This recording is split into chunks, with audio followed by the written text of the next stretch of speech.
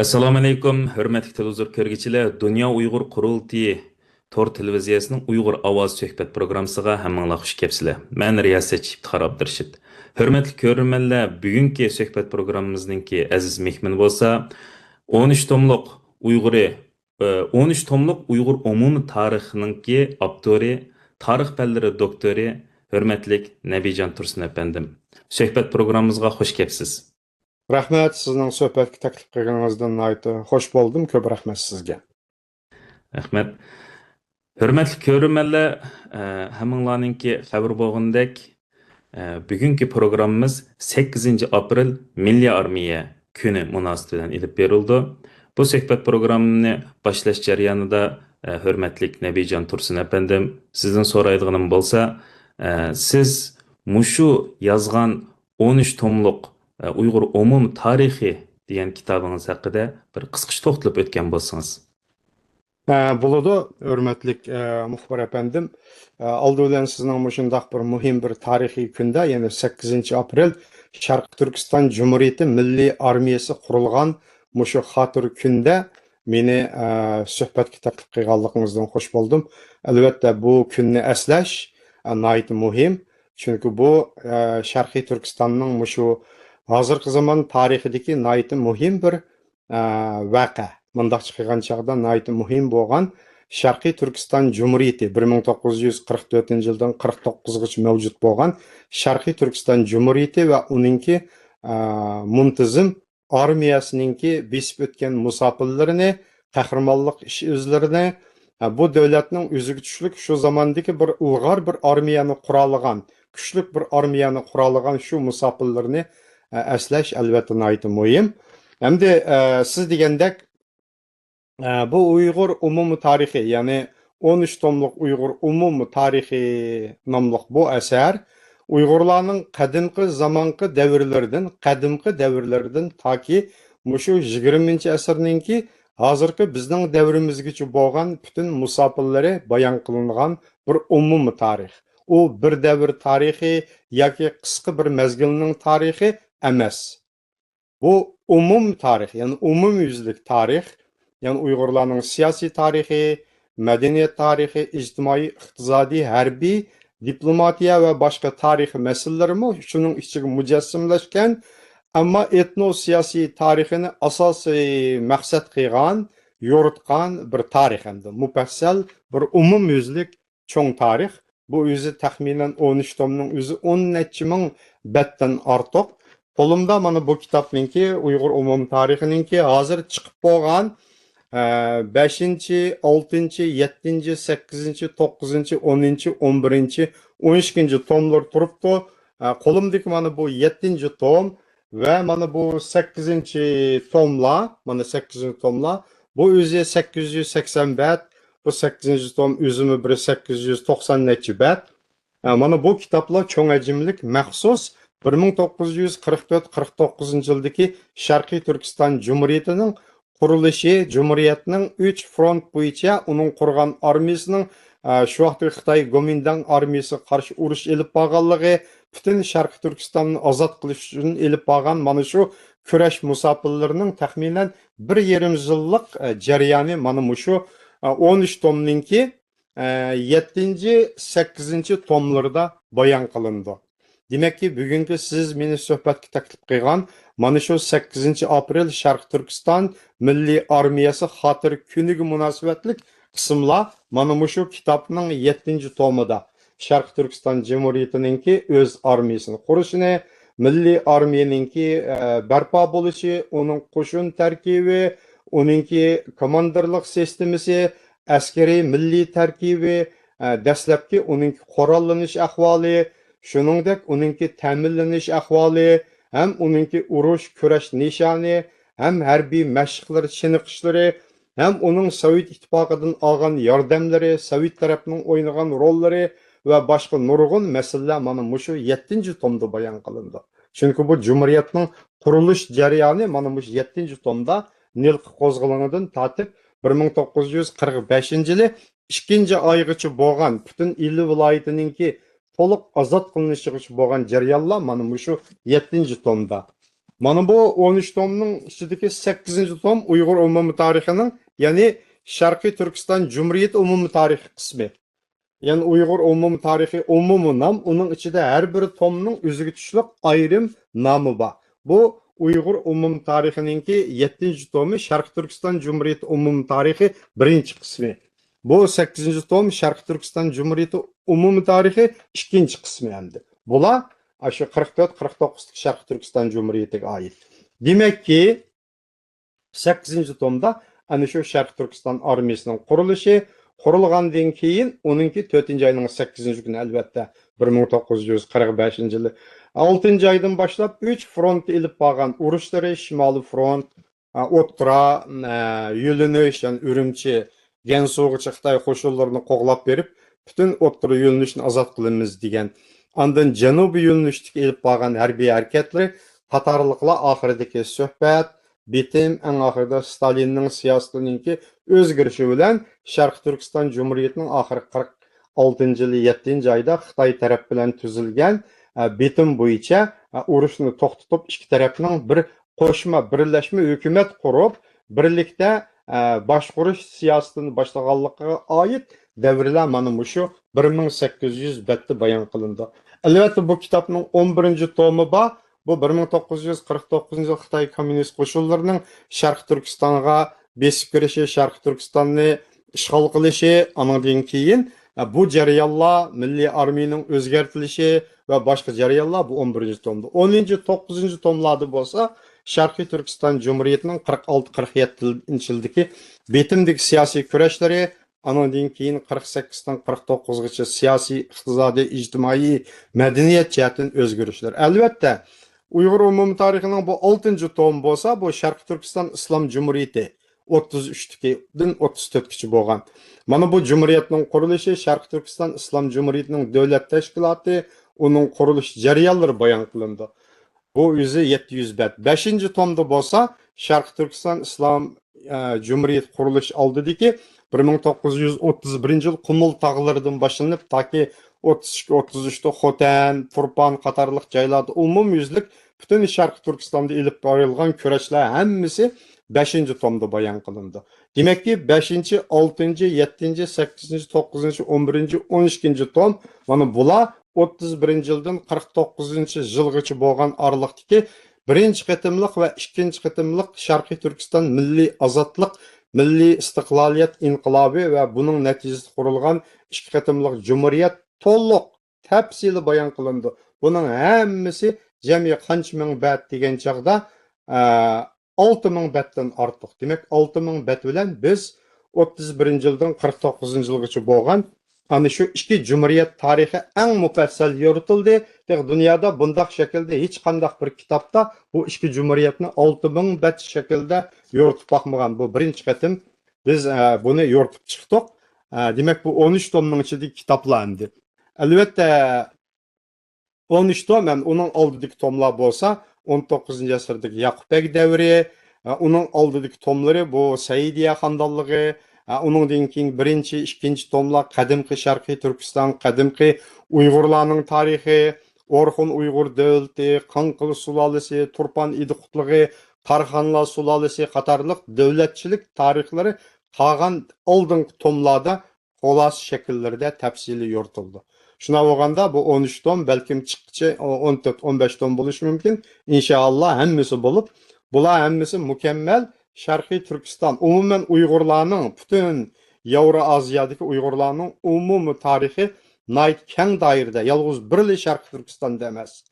Shu vaqtdagi Mong'oliya, O'rta Osiyo, keng zaminda Uyg'urlar nayt keng doirada yeyilgan bir xalq. Shu tarixi nayt mukammal yoritildi. Endi maqsimlar mana bugun siz mening bilan suhbat o'tkazgan ana shu Sharqiy Turkiston armiyasi, Sharqiy Turkiston Cumhuriyeti 44-yildagi 8-aprel xotirki shunga oid bag'ishlangan qism.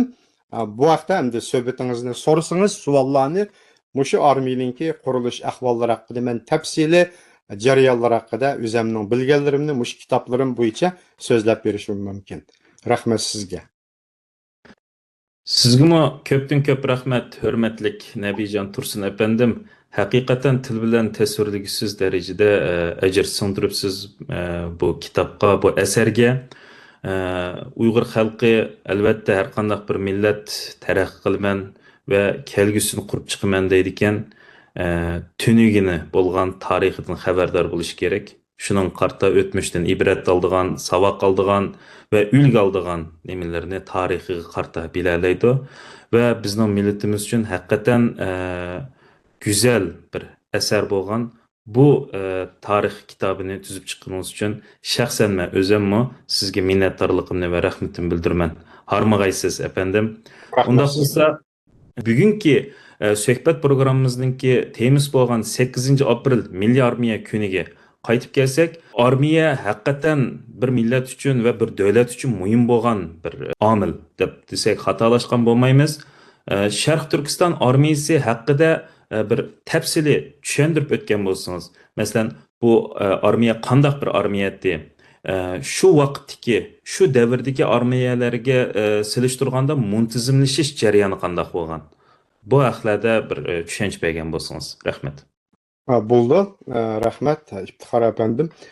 Bu Sharqiy Turkiston Milliy armiyasi hamda Sharqiy Turkiston armiyasininki qurilishi, Sharqiy Turkiston armiyasi siz degandek savollar bo'yicha umumyuzlik javob berishdan ilgari oldi bilan bu Sharqiy Turkiston Cumhuriyeti armiyasi qanday qurilgan? Bu qanday bo'lib, nima ehtiyojdan shu davrda, qanday muddadan, qanday maqsaddan, qanday davr sharoitida qurildi degan masalaga javob berishimiz, shu vaqt to'xtalishimizga to'g'ri keladi. Balkim nayt yaxshi xabaringiz bor, xalqimiz nayt yaxshi biladi. 1933-yildagi Sharqiy Turkiston Islom Cumhuriyeti Qashqarda qurilgan. U 34-yili 4-oyga kelgan chaqda bu cumhuriyet oxirlashdi. Uningdan keyin Sharqiy Turkistonning siyosiy hayoti yangi bir bosqichga kirdi. Shu vaqtdagi Sovetlar Ittifoqining o'ttirg'i tushib, Sovetlar Ittifoqininki harbiy askariy kuch jihatdan aralashishi natijasida tiklab chiqargan Shingsizay boshchiligidagi hukumat qurilib, shu vaqtdagi Sharqiy Turkiston Cumhuriyetining raisi bo'lgan Xo'janiyaz Ajim va boshqa bir qism rahbariy shaxslar, Mahmud Muhitiga o'xshash harbiy qo'mondonlar bu cumhuriyetga, bu hukumatga qo'shildi. Shuning bilan tek-tek naganda bu shu vaqtida Sovetlarning orqada turib, Sovetlarning o'ttirida turib, ya'ni askariy harbiy kuch bilan, siyosiy kuch bilan, hatto iqtisodiy va boshqa kuchlar bilan besim shaklda paydo qilgan bir birlashma hukumat shakli edi. Tek-tek naganda shu vaqtda Xitoy bilan Uyg'ur va boshqa millatlarni birlashtirgan bir hukumat. Shunga Xitoy Shingsizay nurg'un va'dalarni berib, ma'rif, madaniyat, savdo, iqtisod va boshqa jihatlarda taraqqiy qildirish, gullantirish jiq va'dalarni berib, Xo'janiyaz Ajimlarga nayt yuqori hurmat bilan ko'rsatib turgan bo'lsa, mana 2-3 yildan keyin asli moyitini pash qilib, xalqni umumyuzlik oldi bostirishga, Xo'janiyaz Ajim qatorliqlarni tutqun qilib, 100 minglagan odamlarni tutqun qilib, turmaga so'lab o'ltirdigan zo'r bir qirg'inchilik. Mundaq chiqqan chaqda qirg'inchilikni shu vaqtida Shingsizay bir keng ko'lamda ilib bordi. Yolg'izlam Uyg'urlar emas, hatto o'zi bilan hamkorlashgan bir qism o'zininki Xitoy amaldorlarini o'ziga raqib deb hisoblagan ularni qo'shib bir taraf qildi. Shuningdek Uyg'urlardan bosh qozoq, qirg'iz, mo'ng'ol hamma millatlarning odamlarini, mundaq chiqqan ko'zi ko'rangan odamlarni tutib soldi. Buning ichida eng vayron qilingani, eng ig'ir qirg'inga, buzg'unchilikqa uchragani Uyg'urlar bo'ldi. Shu vaqtda Sharq Turkistondagi asosiy nopusli xalq Sharq Turkiston inqilobini elib borgan, shuningdek yetakchi cumhuriyet qurgan, mustaqillik jakalagan bir xalq bo'lganligi uchun Shingsizayning nishonda oldi bilan Uyg'urlarning mana shu sarxillarni, jangovarlarni, Sharq Turkiston inqilobida rol o'ynagan odamlarni yo'q qilish uning asosiy maqsadi. Shu 37-yildan toki bu 42-yillargacha to'xtamay tozalash elib bordi. Har turli nomlar bilan. Bu albatta ayrim tema. Bu kitobimning 6-tomi, 5-tomlarda 6-tomda bu jarayonlar tafsili bayon qilingan. Buni qaytmaymiz. Mana shunday qilib 42-yilgacha umumyuzlik oldi besim qildi. Butun xalq qaytadan bir azob uqubatga yo'liqdi. Yolg'iz Uyg'urlar emas, hamma xalq Sharq Turkistondagi barliq millatlar. Mana shunday sharoitda 43 yıldan başlap Şыңğa qarşı, Xitayla qarşı ikinci qatımlıq umumi inqilab devri başlandı endi. Bunun içinde yana Altayda Osman Batur başçılığında Kazaklarınki qozg'oloni partildi, Köktoqay, Çingillada 40 yıldan başlap.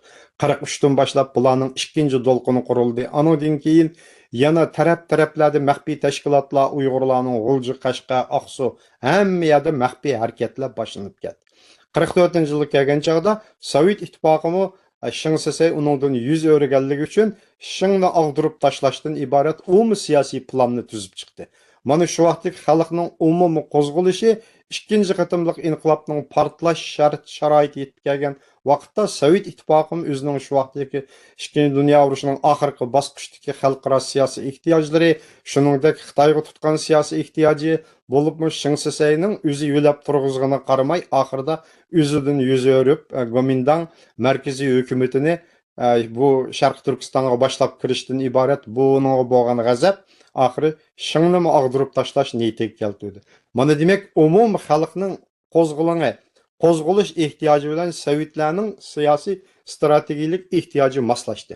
Mana mushundaq sharoitda 1944-yil oldi bilan Nilqi tog'larida Fatih Batur, Akbar Batur, G'ani Batur qatorliq Uyg'ur, Qozoq, Tatar 3 yetakchi Baturning rahbarligida Uyg'ur, Qozoq xalqini asos qilgan holda Tatarlarning oz sonlik odamlar u yerda bir 7-8 odam hammani qo'shsa, anakin bir qism oz sonlik ruslarni qo'shilgan, shu tog'lardagi Charusiyadan burungi vaqtda qochib kelib ilg'i markazlashgan, yerlashgan o'rislar. Asosli Uyg'ur Qozoq xalqininki yetakchiligida umumiy Nil qo'zg'oloni partilab, oxiri Nilqini ozod qilib, To'g'anda G'uljida qurilib bo'lgan ozodlik tashkiloti Ilxon Ko'ram, Rahimjon Sabroji, Abdurayub Maqsum Ibrohimi qatorliq bu yerda Zunun Teyipov ularni sanasak hammasining ismini bir-birlab sanashimiz mumkin. Mushundaq 12 odamninki yadroligida qurilgan ozodlik tashkiloti bor. Va uningdan boshqa tarmoq necha o'nlagan maxfiy tashkilotlar bor. Butun yoshlar orasida G'uljida G'uncha, Cho'g', bu degandek nayt ko'p hamdi. Bu tashkilotlar hammasi tayyorlanib bo'lgan. Uyg'urlar, G'ulji shahridagi Tatar, Rus, hatto andan keyin bu O'zbek, asosli Uyg'ur yoshlar hamda G'ulji shahrining 80% nufusi Uyg'ur vaqtida. Ilining mutlaq ko'p qismi Uyg'ur bilan Qozoq butun il viloyatining. G'ulji shahri atrofining asosiy nufusi Uyg'ur, ammo qolgan noyalarda qozoqlar ko'p. Albatta u vaqtlarda umuman Tarbag'tay, Altaylar ayrim. Mana shunday sharoitda 44-yil 11-oyning 7-kuni oldi bilan G'ulji qo'zg'oloni partildi. Anadan keyin 11-oyning 12-kuni kelgan chaqda G'ulji qo'zg'oloni asosiy jihatdan g'alaba qilib, 12-noyabr kunida G'uljidagi Uyg'ur Qozoq klubi, ya'ni Uqaqiy klubida Sharq Turkiston Jumhuriyatining qurilganligi rasmiy jakarlandi. Cho'ng yig'in bilan, saylan bilan Ilxon To'ra rais jumhur, Abdurayub Maqsum bosh kotib hukumatning va uningdan boshqa yana har qaysi nazoratlarni, ministerliklarni qurish bekitilib, ilgari keyin mana 1-oygacha bo'lgan oraliqda har qaysi ministerliklar orqa-orqadan qurilib 10 ministerlik ta'sis qilinib bo'ldi. 12 ga yaqin idora va boshqalar hammani qo'shilgan chog'da. Ammo u vaqtlarda Sharq Turkistonninki bu umumiy qo'zg'olonchilar Sharqiy Turkiston partizanlari yoki Sharq Turkiston qurolli kuchlari deb ataladi vaqtning o'zida. Sharq Turkiston armiyasi yoki milliy armiya degan muntazam armiya holati emasdi. Bu vaqtida 45-yilninki bu 44-yilning 12-oyning 25-kuni kelgan chaqda Suydin ozod qilindi. 20-21 kunlar oldi bilan Qo'rg'os ozod qilindi. 31-kuni kelgan chaqda Ko'ra ozod qilindi. Va shuninggacha bo'lgan 11-oyning 26-si va uninggacha bo'lgan oraliqlarda bu Tekes, Kunas, Mo'ng'ul Ko'ra qatorliq joylar ozod qilindi, Chapchal. Shunday qilib 1945-yili 1-oyninki 5-gacha bo'lgan oraliqda butun il viloyatidagi noilaning hammasi asos jihatdan ozod qilinib, faqat Xitoy qo'shinlari G'ulji shahridagi Harambog', Langshang, ya'ni butxona deyiladi. Aerodromdan iborat 3 mudofaa o'rniga kirib oldi. 8 mingdan ortiq, buning ichida 3 mingga yaqin qurolli qo'shin Gomindang armiyasining. Andan keyin idora organlarida ishlaydigan Xitoylar hem bir kısım Uyg'urlarmı bor juma, uning ichida Uyg'ur va boshqa millatlarmi bor. Shu Gomindan uchun ishlaydiganlar, ularmi qechib kirib olgan. Gomindanning askarlarining ichida bir qism Uyg'ur askarlar bor albatta. Ana keyin G'ulji shahridagi va uning atrofidagi bir qism Xitoy fuqarolari. Hammasi emas, bir qism Xitoy fuqarolari, idora organlarida ishlaydiganning oil tavobatlari, sodigar, bu yo'rakash, mandaqliqi Xitoylar. Chunki Xitoylarning yana ko'pi, yana qo'zg'olonchilar rayonida qolib qolgan, ular hech kim ularning hayotiga chiqilmagan, ularni ular hujum qildigan, unda ishlar qisman bo'lsin, lekin bo'lmagan. U ishonganlar qolib qolgan, qo'qqanlari ishonganlari ayaga Gomindan askarlari bilan birlashib kirib olgan bular.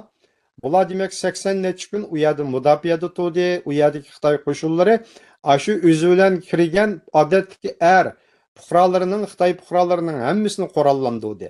Onundan boshqa idora organ, u yer biyalarda ishlagan butun Xitoylarning erlarning hammasi, hatto bir qism ayollar deyildi, hammasini qurollantirdi. Shunda bo'lgan chaqda bu Arambog, aerodrom, bu butxona, bu 3 joydagi mudofiada turib olgan qurolliq askariy qurolliq kuchning hammasi 2000 dan ortiq odam. Har xil qurollar va pulemyot bularda o'q dorilar yetarli. Shunga Sharq Turkiston partizanlari ularni undaq oson elish imkoniyati bo'lmay qoldi. Ularni faqat Qorshovga olib qo'yib, oldin ilining boshqa joylarini ozod qildi. Mana shundaq sharoitda 1945-yil 1-oyninki 5-kunda Sharqiy Turkiston Cumhuriyeti hukumati rasmiy turda 3-nomerli qaror chiqarib, qaror bo'yicha Sharqiy Turkiston Cumhuriyeti harbiy ta'minot idorasini qurib chiqdi. 1-oyning 7-kuni kelgan chaqda 5-nomerli qaror tushirib, Sharqiy Turkiston Cumhuriyetining eng oliy harbiy idorasi, ya'ni harbiy ishlar nazorati idorasini qurishni qaror qildi. 1-oyning 12-kuni 6-nomerli qaror tushilib, Sharqiy Turkiston Cumhuriyeti harbiy ishlar nazorati, ya'ni harbiy ishlar idorasi mi deyildi, qurilib, shuning bilan harbiy unvonlarni ta'sis qilish, harbiy muntazam qo'shin qurishni qaror qildi. Dastlab qadamda harbiy unvonlarni bekitdi. Buningga shu vaqtlarda sobiq Chorvasiya armiyasininki G'uljiga yerlashib qolgan 20-yillardan tortib, G'uljida 45-yillargacha G'uljida yashagan 20 yillar. Koni askar G'uljida Uyg'ur tilini biladi, o'sha yerga yerlashib qolgan ruslar hamdi bular. Bu Sovetning emas. Bundan Petr Romanovich Aleksandrov degan bu koni harbiy o'g'ashqa buni Nazir ham buni yetakchi qildi. Chunki qo'mondan. Shu vaqtlarda Sharqiy Turkiston qo'shinlari bu vaqtda partizan bo'lganligi uchun, hammasi muntazam bo'lmaganligi uchun bu necha o'nlagan partizan atratlari, uningki G'ani Botir atrati deydi, Mogutlov atrati deydi, bu Suli Lutfulla Baltiyev atrati deydi, yoki bo'lmasa Osman Batur atrati, Osman degan Altaydik emas, shu 6 Baturning ichidami birisi Osman uning ichida Uyg'ur. Anodan keyin bu Nur Batur atrati deydi, Rapih Baychurin atrati va boshqa degandek 60 ga yaqin har turli partizan atratlari bor, cho'ng kichik ayrim tarmoqlar. Mana mushularni birlashtirib, Sharqiy Turkiston hukumati bir muntazam, bir qo'mondonlikqa bo'ysungan bir armiya qurish ishiga kirishdi. 1-oyninki 18-kuni kelgan chaqda rasmiy turda harbiy unvonlarni berishni boshladi. Shunda qilib 1-oyning 27-kuni kelgan chaqda anadan keyin yana ba'zi bir harbiy jihatdan tangshash ilib bordi. Bu vaqtning o'zida bir yoqdan Arambog'ni qurshab, urush holatlarini olib boryotdi. Anadan Qo'rg'osda harbiy komandirlarni tarbiyalash kursi ochildi. Buningda Sovet ittifoqi tarafdan kelgan ofitserlar oldi bilan Arambog'da piyoda otliq jang qiladigan qo'shinlarningki komandirlarini bir qatimda 400 deyildi, ba'zi manbalarda 180 deyildi, o'xshamagan kuchurlar. Shuna qilib 3 atrofga bo'lib maxsus komandir tarbiyaldi bular. Muntazam armiyani qurish uchun. Chunki muntazam armiyada cho'qim uningga mukammal harbiy intizom, harbiy urush taktikalarini biladigan, urush san'atini biladigan komandirlar kerak. Bu partizanlardan farqli bo'ladi buningda. Bularni tayyorlik kirdi, jiddiy kirishib, axir 1945 yılı 1 ayının 27 günü bu kimni ep tashlab, Aleksandrovni ep tashlab, uni o'rniga yanlan burunqi sobiq Charusiya armiyasining g'uljiga yerlashgan komandirlardan biri bo'lgan Ivan Palinov, u 20 yillar g'uljilda tug'an, Urumchida Shingsay davrida Shingsay qo'shinlarida qo'mondonlik shtabida ishlagan, general unvoni bergan, keyin Sovet ittifoqiga qochib o'tib ketgan, Shingsay tutmoqchi bo'lganda. U yerda bir qism tayyorliklardan keyin o'zi Sovet ittifoqida tayyorlagan Uyg'urlarni asos qilgan bir otryadni boshlab 1945 yilninki 12 ayının 31 günü, yani 44 yıl 12 ayının 31 günü, 1 ayının 1 günleri de o Kırgızistan'da məxsus çeniqtirilgan Qazaq, Qırgız, asaslı Qırgız, bir kısım Uyghur, Özbek, Tungan ladın teşkillengen, asas Qırgızlardan teşkillengen, hem aynı vaqtda Şarkı Türkistan'dan Sovet İttifaqı keçip bağan adamlar bular. Az kısmı yerlik aşağının adamları. Şulardan teşkillengen iki etratni Buygu ve Batır degan iki etratni Iссaqbek bilen bu Noğaybayıp qatarlıqlar başlap Süydün ve Köre uruşları qatnaştırgan. Bunun başlamçılığında Iссaqbek'nin qo'shini ilg'i keldi, Palinovning qo'shini ilg'i keldi. Bular hammasi yig'sa soni 400 yetmaydigan odamlar, shu 500 atrofidagi odamlar. Bular shu tarmoq qo'shinlar. Ko'p odam emas. Bular qo'shildi.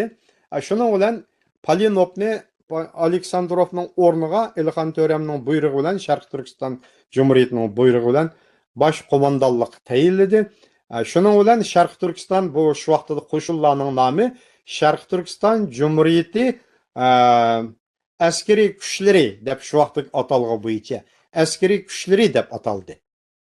Anadaki onunki komandani Sharq Turkiston qo'shinlari yoki Sharq Turkiston askariy kuchlari komandani deb ataldi. Palinov shuning komandani, Rahimjon Sabrajib Hoji Mavun komandan hem harbiy ishlar idorasininki nazoratining boshlig'i bo'ldi. 1945 yil 2 ayning 3-ga kelganda Sharqiy Turkiston hukumati 2 ayning 1-kuni kelgan chog'da Harambog', bu aerodrom, Langshangdagi Xitoy qo'shinlarini butunlay tozalab, ularni chapqan yota degan yerga kelgan chog'da qo'g'lab zarba berib, ular jingga qochib mangan. Bu joylarda uzil-kesil yo'qitib, 45 yil 2 ayning 1-kuni kelgan chog'da Ili viloyat tavasida birmi Gomindangning askari qolmadi. Umumyuzlik tozalandi. Nayt zo'r harbiy qurol-yaraqlarga, o'q-dorilarga, g'animatlarga erishdi. Partizanlar o'zlarini umumyuzlik olgan Sharq Turkiston qo'shinlari bir qatim qo'rollantirish imkoniyatiga ega bo'ldi. U chog'da Sovet ittifoqi hech qanday keng ko'lamda qurol, o'q-dori yordam bermagan. Nayt oz sondagi qurol, o'q-dorilarni bergandan boshqa bular yana ot, o'buliq, almashtirilganlarni qo'y qatorliq hisob qilmaganda Sovet ittifoqi harbiy mutaxassislarni evatmagan, harbiy mutaxassis generallari faqat 44 yil 12 ayning 28-29 kunlari atrofida keldi.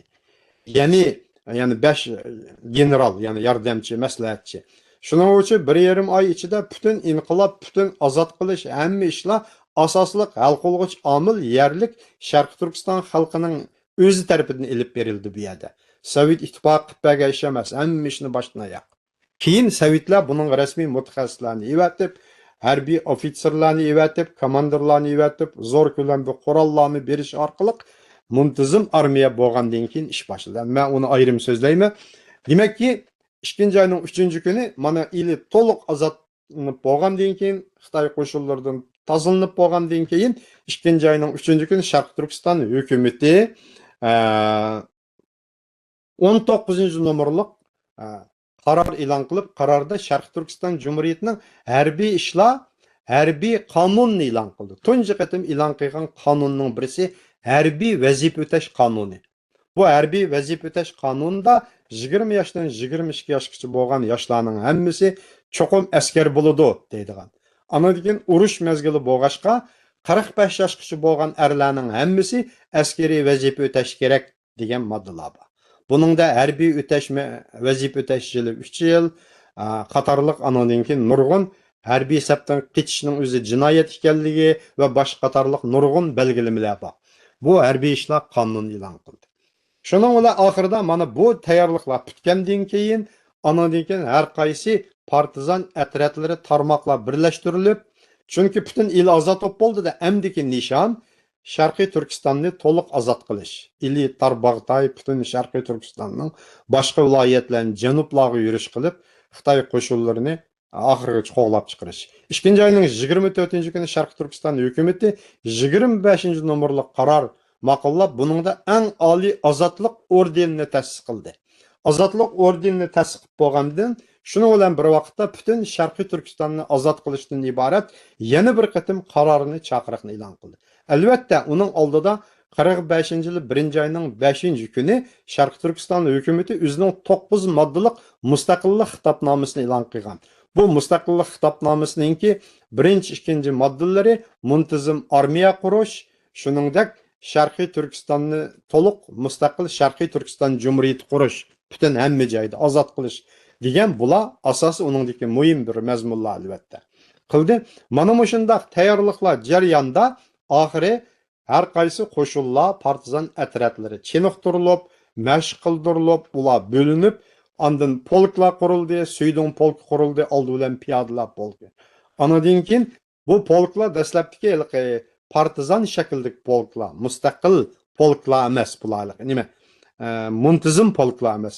Bu muntazamlashib, ondan maxsus chiniqish jarayonlarini boshdan kechirgandan keyin 1945-yil 3-oyning 6-kuni Sharqiy Turkiston Cumhuriyeti hukumatı rasmiy Sharqiy Turkiston muntazam armiyasini qurish, uning pagollari qandoq bo'ladi, harbiy kiyimi qandoq bo'ladi, harbiy unvonlar qandoq bo'ladi qatorliq mana mushu temalar bo'yicha rasmiy qaror qabul qilinib, Sharqiy Turkiston Cumhuriyetining armiya unvon tuzumi, qo'shin tarkibi, uning bayrog'i, armiya bayrog'i, shuningdek yana uningki hatto bir qism qo'shinlarning komandirlari, ondan bu armiyaninki oliy qo'mondonlik sistemasi qatorliqlar bekitildi.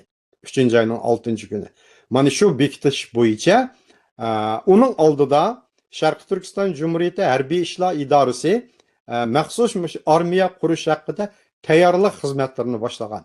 5 kishilik bir guruh qurilib, Zunun Teypoppa, bu yerda Rahimjon Sabiraji, Ahmadjon Qosimi qatorliqlar bo'lib, bular mush armiyaning kiyim-kechaklari, unvon tuzumi, harbiy qoidalari, intizomlari, uningki pagonlari hammasini bir oldidan bo'lib muzokara qilgan. Shu vaqtdagi Sovet armiyasi, Turkiya armiyasi va boshqa ba'zi bir musulmon davlatlarining armiyasi qatorliq, hatto Xitoyning davlat armiyasi, Gomindan armiyasi qatorliq butun cho'ng armiyalarning Amerika armiyasi va albatta bularni selishtirib, bular buning ichidan o'ziga tushliq bo'lgan Sharqiy Turkistonning bir milliy bir armiya sistemasini barpo qilishning bir loyihasini tuzib chiqqan.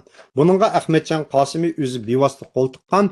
1945-yili 4-oyning 5-iga kelganda Ahmadjon Qosimini Rahimjon Sabirajining o'rniga Sharqiy Turkiston Cumhuriyeti harbiy ishlar idorasining nazoratining boshliqligiga tayinlab, uning podpolkovnik unvoniga berdi. Harbiy ishlarni butunlay Ahmadjon Qosimi o'zi boshqardi. Mana shu vaqtida Ahmadjon Qosimi o'zi bosh bo'lib tuzib chiqqan ashu loyiha bo'yicha Sharqiy Turkiston Cumhuriyeti armiyasining butun sistemalari bekitilib bo'linib, 4-oyning 8-kuni anadan keyin G'ulji shahrida keng ko'lamlik bir harbiy parad o'tkazildi. Harbiy parad orqali mana shu muntazamlashgan qo'shinlar o'zlarining ana shu bekitilgan harbiy formallari, harbiy pagonlarini taqab, shu yangi qurollar bilan qurollanib, haliqi necha oylik mashqlardan keyin rasmiy marsh tashlab, G'ulji shahrida bu dastlab qadamda 7 otliq va piyoda polk, 5 piyoda va otliq batalyon, bir eskadron paraddan o'tdi G'ulji shahrida. 15 minglagan odam G'ulji xalqi tavrab qatnashdi. Buningga rais sahnada Ilhon To'ram, Ahmadjon Qosimi va undan boshqa Sovet ittifoqining ivetgan generallarmi bor. Bular tudi o'ltadi hukumat, Sharqiy Turkiston Cumhuriyetining hukumat a'zolari ko'z oldingizga keltirsangiz bo'ldi. Xuddi hozirgi davlatningki bir qism davlatlarning paradlari o'tkazildi-ku har yili davlat nimalarida. Rais sahnasida raislar davlatning shu qiyofat G'ulji shahrida bir qatim bo'ldi mana. 4-oyning 8-kunida.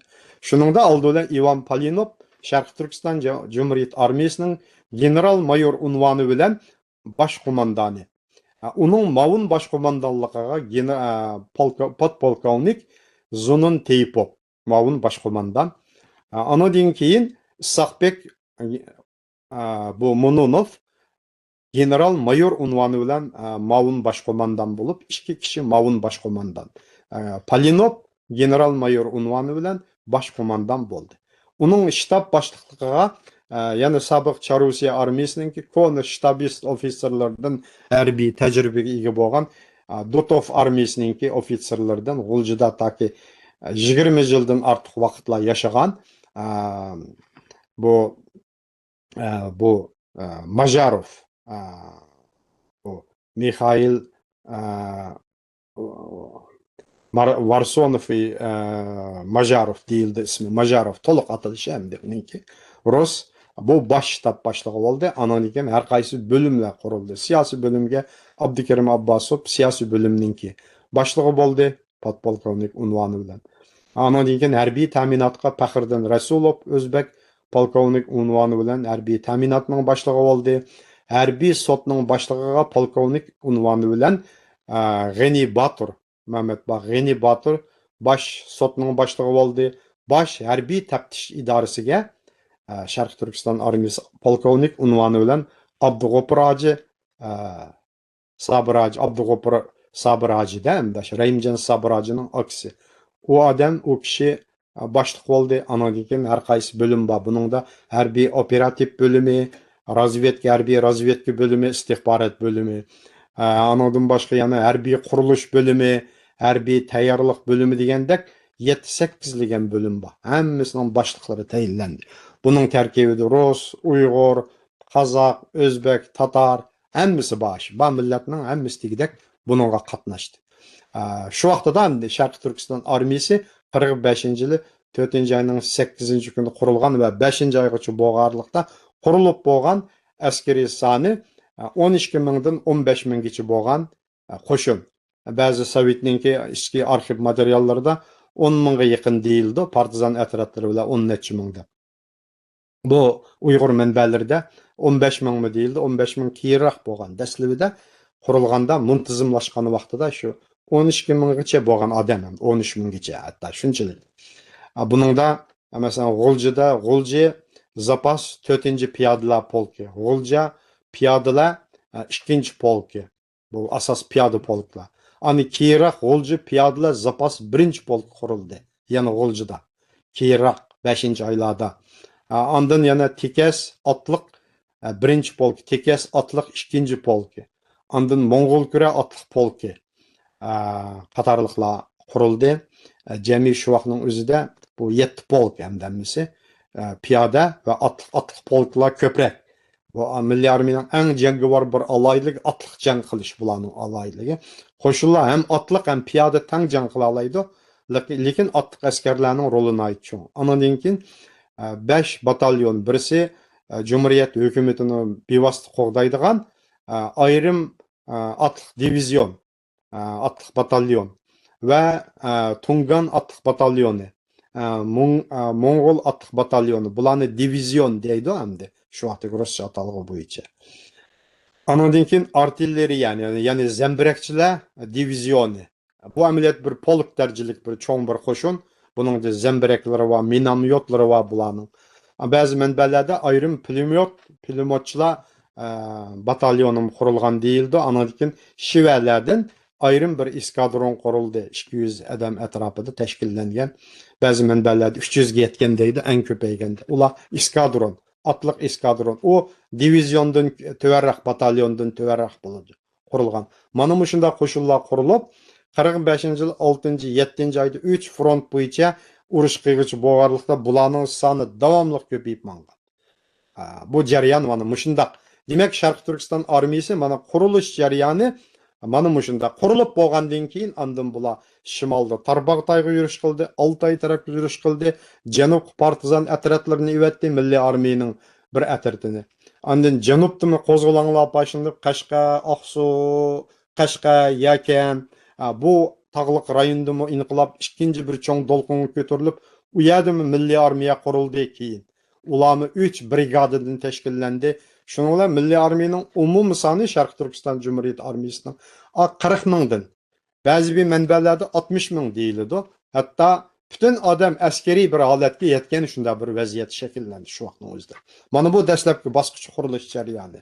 Keyin Milliy armiyaning polk soni kengayib 13 polkka, agar janubdagi 3 brigadaning har bir brigadada 2 polk bor, bu Qashqa, shu Yakan atrofidagi qo'shinlardir. Agar uni qo'shgan chog'da Milliy armiyaning taxminan 20 dan 22 gacha polki bor, hammani qo'shganda. Bunday cho'ng armiya. Andın qurolliq partizan guruhlari bor. Ularni qo'shsangiz, anakin saqchi qo'shuni bor. Ichki ishlar ministrligining saqchi qurolliq qo'shinlari. Qo'shsangiz, u demak 50-60 mingdan ortiq bir askariy kuch demaklik endi shu vaqtning o'zida. Shunchalik bu 1946 yil 6-oygacha bo'lgan oraliqdagi umumiy son endi shunday ahvol. Mana shunday holatga yetdi. Bu birinchi bosqich, inqilobning bosqichidagi. Endi mana bu shu. Endi sizning savolingizning bir tarafi bu qandaq armiya degan shu vaqtdagi selishtirgan chog'da. Bu Sharq Turkiston armiyasi mening tushunishim bo'yicha olgan chog'da bu Uyg'ur, Qozoq, Qirg'iz, O'zbek, Tatar qatorliq Sharqiy Turkistonda bor Turkiya va Turkiya emas bo'lgan musulmon xalqlaridan tashkillangan. Shuningdek, buning g'uljidagi ruslarmi qatnashgan, yerlik ruslar. Hatto Shiva, Mo'ng'ullarmi qatnashgan, hamma millat o'rtaq qatnashgan. Hamma millat Sharqiy Turkistonning yeshil oy yulduzliq bayrog'i ostiga to'plangan. Sharqiy Turkiston Cumhuriyetini o'zimizning davlatimiz, hukumatimiz deb to'nigan, e'tirof qilgan. Shuningdek, har bir polkning o'ziga tushliq oy yulduzliq yeshil harbiy bayrog'i bor bu polklarning. Shu bayroqlarni tang ko'targan, bir-biri bilan ittifoqlashgan, sen Qozoq, sen Qirg'iz, sen O'zbek, sen Shiva, sen Mo'ng'ul deb bir-birini ayirmagan. Ana shundoq musulmon emas, har millat jangchilar ana shu bayroq ostiga to'planib, tang jang qilgan, mo'ri-mo'riga taraf kurash qilgan, tunji bir eng ittifoqlashgan, birlikka kelgan bir muntazam armiya. Bundaq armiya O'rta Osiyoning hozirgi zamon tarixida mayli Qozog'iston Sovet Sotsialistik ittifoqdosh Cumhuriyeti boti shu vaqtning o'zida Sovetlarning kontrolli ostida. Qirg'iziston Sovet Sotsialistik ittifoqdosh Cumhuriyeti, O'zbekiston Cumhuriyeti va Ozarbayjon Cumhuriyeti deganda Turkiya Cumhuriyetlar boti shu vaqtning. Ulardimi undaq armiya yo'qdi. Faqat Qizil armiyalar bor Sovetning. Turkiya Cumhuriyeti boti, Turkiya Cumhuriyetining o'zining mustaqil armiyasi boti u vaqtning o'zida. Lekin u vaqtda Turkiya Cumhuriyeti armiyasi hech qanday cho'ng urush qatnashmagan ular. Shu vaqtning o'zida mana Sharq Turkiston Cumhuriyeti armiyasi 3 oylik mashqdan keyin Uyg'ur, Qozoqning aşı ballari, Qozoqning chorvachi ballari, Uyg'urning taranchi, dehqon ballari 3 oylik harbiy mashqdan keyin shunchalik jangovar muntazam bir qo'shinga aylangan bular. Piyoda otliq shunchalik Gomindan armiyasining 80 ming kishilik qo'shin. Ularning bir qismlari Yapon armiyasi bilan jang qilgan sharq tarafda. Yo'tkab chiqilgan qo'shinlar. Ularning komandirlari hammasi Huangpu harbiy maktabini bitirgan, tovandan yuqorg'ichi bo'lgan. Harbiy urushlarni boshdan kechirgan 7-8 yillar, ba'zilari 20 yillik harbiy hayotga ega. Askarlarning ayt uzun mezgil mashq qildirilgan, muntazam cheniqtirilgan Gomindanning shu vaqtdagi rasmiy davlat armiyasi. Shular bilan 2-3 oy harbiy mashq qilgan Uyg'ur, Qozoq shu yoshlari 3 oylik askariy mashqdan keyin jang qilib, ularni Ili, Shixo, Altay, mushu Tarbag'tay, janubdagi frontlarda tarmar qilib Gomindan qo'shinlarini vayron qila oladigan shundoq bir armiyaga aylangan. Bu bir ajoyib tasvirlaydi buni. Shunga bu armiyani tadqiq qilsangiz, buningdan nihoyat ko'p narsalar chiqadi. Bu nadin kelgan ruh, kuch bu deydigan. Ashundoq. Bu vaqtda yozilgan nurg'un kitoblarmi bor, asarlarmi bor, albatta. Men ham nihoyat ko'p sobiq Sharq Turkiston armiyasi komandirlari bilan suhbatlarda bo'lgan. Ular hammasi degidek hozir vafot bo'lib ketdi. Alloh rahmat qilsin. Har komandirlar bilan balkim yuzlagan odam bilan suhbat qilgandim men ular bilan. Shularning hammasi mana mushundoq men degandek tasvirlaydi. Shularning so'zini yetkazyapman hozir. Men o'zimning hissiyotimni emas. Yana bir yoqdan olganda. Demakki, mana mushundoq armiyati. İkincisi, şu vaqtning o'zida shu sharoitda Ikkinchi dunyo urushi davomlashayotgan vaqtida jang qilgan armiyati bu. Ikkinchi dunyo urushi mezgilida 45-yilning 5-oygacha Amerika armiyasi, Angliya armiyasi bular bu Yevropa Normandiyadan quruqliq chiqib, Yevropada Gitler armiyasini qo'g'lab, Berlinga qo'g'lab kelgan Sovet armiyasi Germaniya qo'shinlarini, Gitler qo'shinlarini butun Sovet tuproqlaridan qo'g'lab chiqib, Sharqiy Yevropaga besib kelib, umi Berlingacha yetib kelgan mushundaq bir urush bo'layotgan vaqtida, demak, Sharqiy Turkiston armiyasimi bu yoqda Xitoy Gomindang armiyasi, Yapon armiyasi bilan urushayotgan, Amerika qo'shinlari Tinch okeanda Yapon qo'shinlari bilan urushayotgan, Angliya qo'shinlari Yaponlar bilan urushayotgan, umumyuzlik holda Xitoy qo'shinlari bilan Yapon qo'shinlari orasida bir hal qilg'uch jang bosqichi kirgan shunda bir vaqt edi. Shuning Yevro Asiyaning urush bo'layotgan rayonining eng o'ttirisi bo'lgan Markaziy Osiyodagi tinch Arqsab rayoni. Bu Sovetlar uchunmi O'rta Osiyo Arqsab, Xitoy uchunmi bu Sharqiy Turkiston Arqsab degteknaganda. Shingsizay Uyg'urlar va boshqa xalqlarning son sanoqsiz boyliklarini to'plab 37-yildan tortib 43-yilgacha oldingi hisobga evatib berdi. Nurg'un boyliqlarni o'zlarining qilib oltin kumushga aylantirib cho'ng-cho'ng qilib ketdi. Shuning hammasi Uyg'urlardan chiqqan Yapon qarshi urushda yordam beringlar deb xalqdan to'plagan iyanalar. Mutlaq ko'p qismi shu Uyg'ur xalqining iyanasi degteknaganda. Demakki, bundaq arqsabda mana shundaq tinch rayonda yuz bergan bu Sharqiy Turkiston mustaqillik inqilobi, bu inqilobdagi uning armiyasi shu vaqtdagi Gomindang Xitoy davlat armiyasi bilan jang qildi. Bunda chiqqancha dunyoning hamma yerida urush yuz berdi degan gap. O'rta Osiyo rayonidan Markaziy Osiyoda mana shu Sharqiy Turkiston Cumhuriyet armiyasi bilan Xitoy davlat armiyasi o'rtasida urush yuz berdi 1 yilga yaqin. Mana bu urushda o'xshashlam Sharq Turkiston armiyasi g'olib chiqqan bir armiya bo'ldi. Gomindang davlat armiyasini Jing Shixo frontlarida tarmar qildi, Altay frontida tarmar qildi, janubdagi frontlarda tarmar qildi, Aqsu frontida tarmar qildi, qo'rshib olib, bularning hammasini bo'libmi Jing Shixo urushlarida eng shiddat bilan tarmar qilib, 4 kunlik urushda ilgirki 20 mingga yaqin Gomindang Xitoy qo'shinlarini 4 kun bungacha bo'lgan cho'ng jangda Jing va Shixodagi mudofaa istiqomlar turayotgan Xitoy qo'shinlarini tarmar qilib tashladi albatta. Bu Sharq Turkiston armiyasi demak shu vaqtda mana shunday qahramon, jangovar, o'zidan zo'r askariy kuchni tarmar qila olgan bir armiya edi. Sovet ittifoqining shu vaqtda g'uljiga evatgan Sovet ittifoqi Stalinning harbiy maslahatchilari va general Ignarov va general Aleksandr Langfang degan bu ikki oliy general. Bular kundalik ahvollarni Moskvaga yo'llab turdi telegramlarda. Maxfiy. Buni Stalin xabar tep turdi. Bunun telegramma arxivlari hammasi turibdi. Mening mana bu 7-tom, 8-tomda shu maxfiy arxiv dokumentlarning mutlaq ko'p qismi Uyg'urcha tarjima qilib kirgizilgan. 7-8-tomda Sharq Turkiston Cumhuriyet umum tarixining mana bularni ko'ra olasizlar. Shuningda ma'lum qilishicha, hisoblagan chaqda ilgari keyin Jing Shixo urushi, Tarbag'tayni ozod qilish urushi va G'uljini ozod qilish urushlari bo'lib, hammasida ilgari keyin bo'lib 10 necha ming Xitoy qo'shini askari yo'q qilingan, o'ldirilgan, 7-8 minggacha bo'lgan askari asirga ilingan. Shunda bo'lganda qo'lga tushirgan qurollarni nayt ko'p, o'q-dorilarni.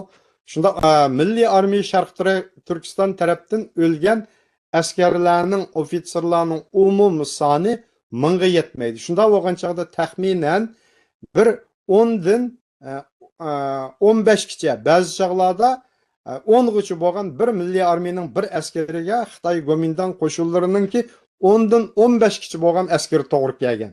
O'lish nisbati jangda. Odat harbiy urushlarda aynda selishtirdi-chu bir-birini. Shunda. Masalan, Germaniya Sovet urushida bir Germaniya askariga dastlabda 5-6 Sovet askari to'g'ri kelibdi ekan. Bir Germaniya askari o'lsa, 5-6 Sovet askari o'lgan bundaqlarda. Bu Yapon Xitoy urushidimi albatta aynda selishtirmali bor. Ağır selishtirganda ashunda nasıl chiqdi. Bu nuqtalaganda Sharqiy Turkiston Cumhuriyet armiyasi nayti muntizim, nayti qahramon, ro'yi jihatdan qahramon, harbiy qurollardan boshqa yana uninki ro'yi nayti ustun bularda eng muhim askardagi ro'yi yuqori ustunlikda bu bek muhim endi. Ondan komandirlari shu bulardagi Baturluq, masalan Zikrullam Nadirovda qahramonlar, masalan Jing urush maydonida o'zi yolg'iz 3 cho'ng istiqomni potay cho'ng'iligi. O'zi yolg'iz portlatib tashlagan bunda qiliqi qahramonliklar odatda piyoda qo'shinlardimi kamdan kam uchraydi bunda. Shunda bir armiya bo'lgan. Bu armiya undan boshqa nihoyat muntazam bo'lgandan boshqa harbiy intizomliq bo'lgan. Bosqinchilik qilgan, odamlarni bulg'an yoki bevoda odam o'tganlarni, fuqarolarni harbiy sud chiqarib o'lim hukmi qilgan. Askarlarning oldida etib tashlagan. Ondan keyin milliy armiyadan asirga tushadigan, taslim bo'ladigan odam chiqmagan.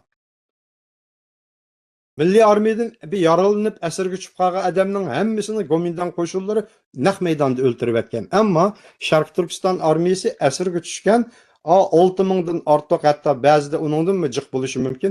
Bu Gomindan askar ofitserlarning hammasini tutib akilib, asirlar lagerda saqlab, saq-salomat.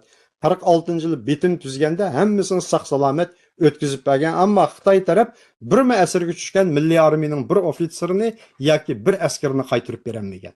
Sabab nima desang, ularning hammasini o'ltirib tashlab o'tgan. Ikkinchisi, undaq jiq asirmi bo'lgan emas. Saqlag'idekmi? Mundaq. Shunga andın bu armiya nayt savatlı bo'lgan, beka vaqtida savoddan chiqargan 49-yilgacha urush olmagan vaqtida bütün savadsız askarlar o'zining savoddan chiqarib bo'lgan. Harbiy polklarda maxsus kutubxonalarni qurib chiqqan, g'ulji chiqqan gazitlarni, jurnallarni o'qigan askarlar. Ondan keyin ularning harbiy imomlari va ularga namoz o'qish qoida bo'lgan, lekin majbur bo'lmagan.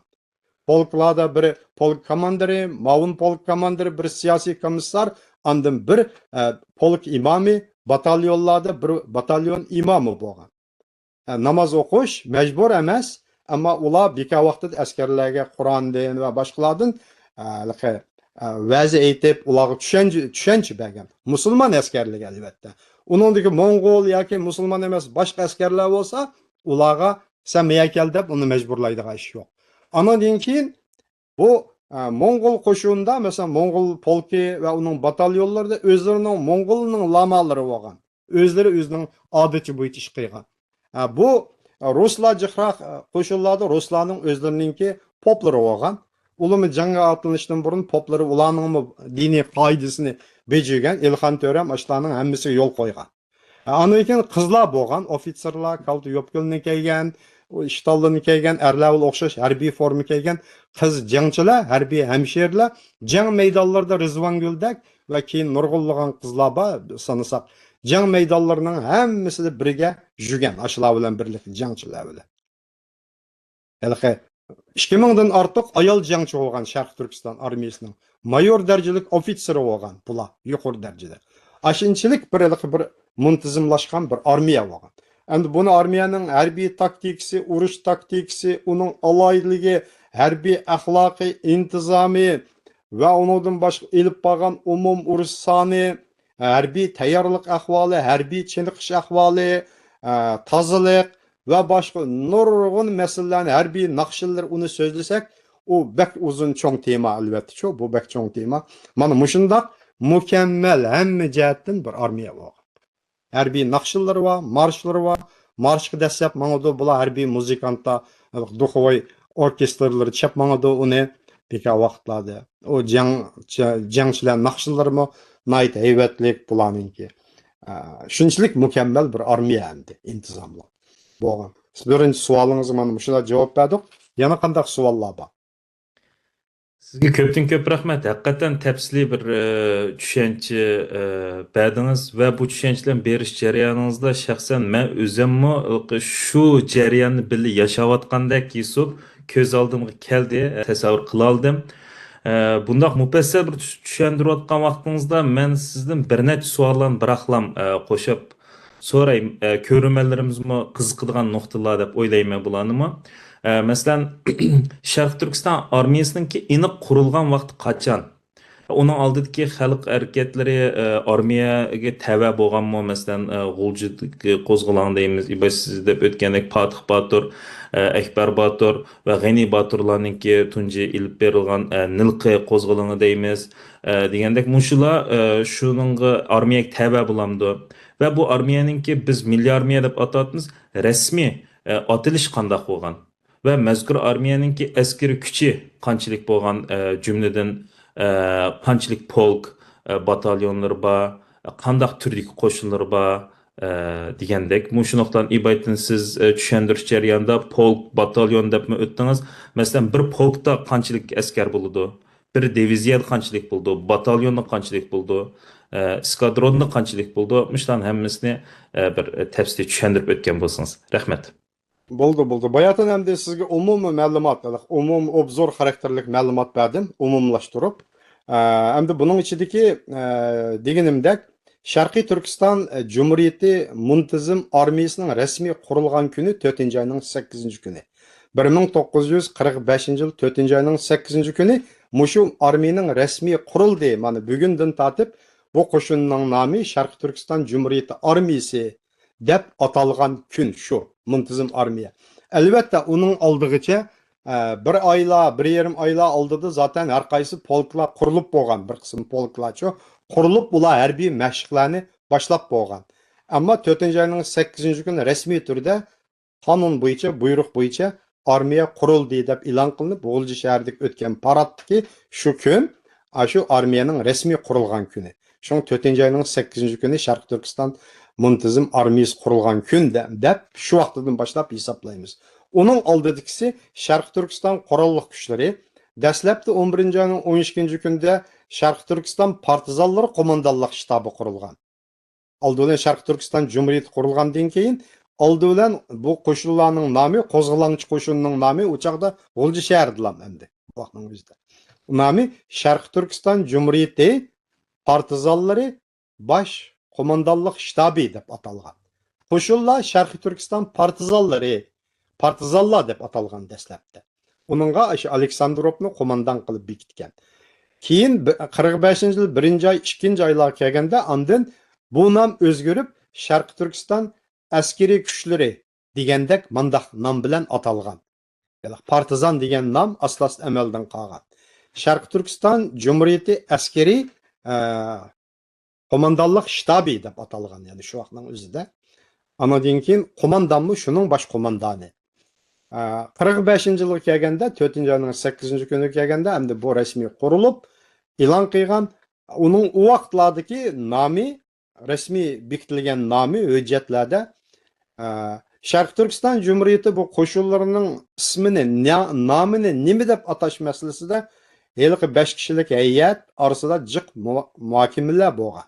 Sharq Turkiston Cumhuriyeti hukumat heyetining yig'inlarida bular o'tirib qo'ygan loyihalar bo'yicha ko'p muzokaralar bo'lgan. Muzokaralarda bular dastlabda buni Turkiya armiyasining modelini olaylik degan fikrlarmi bo'lgan.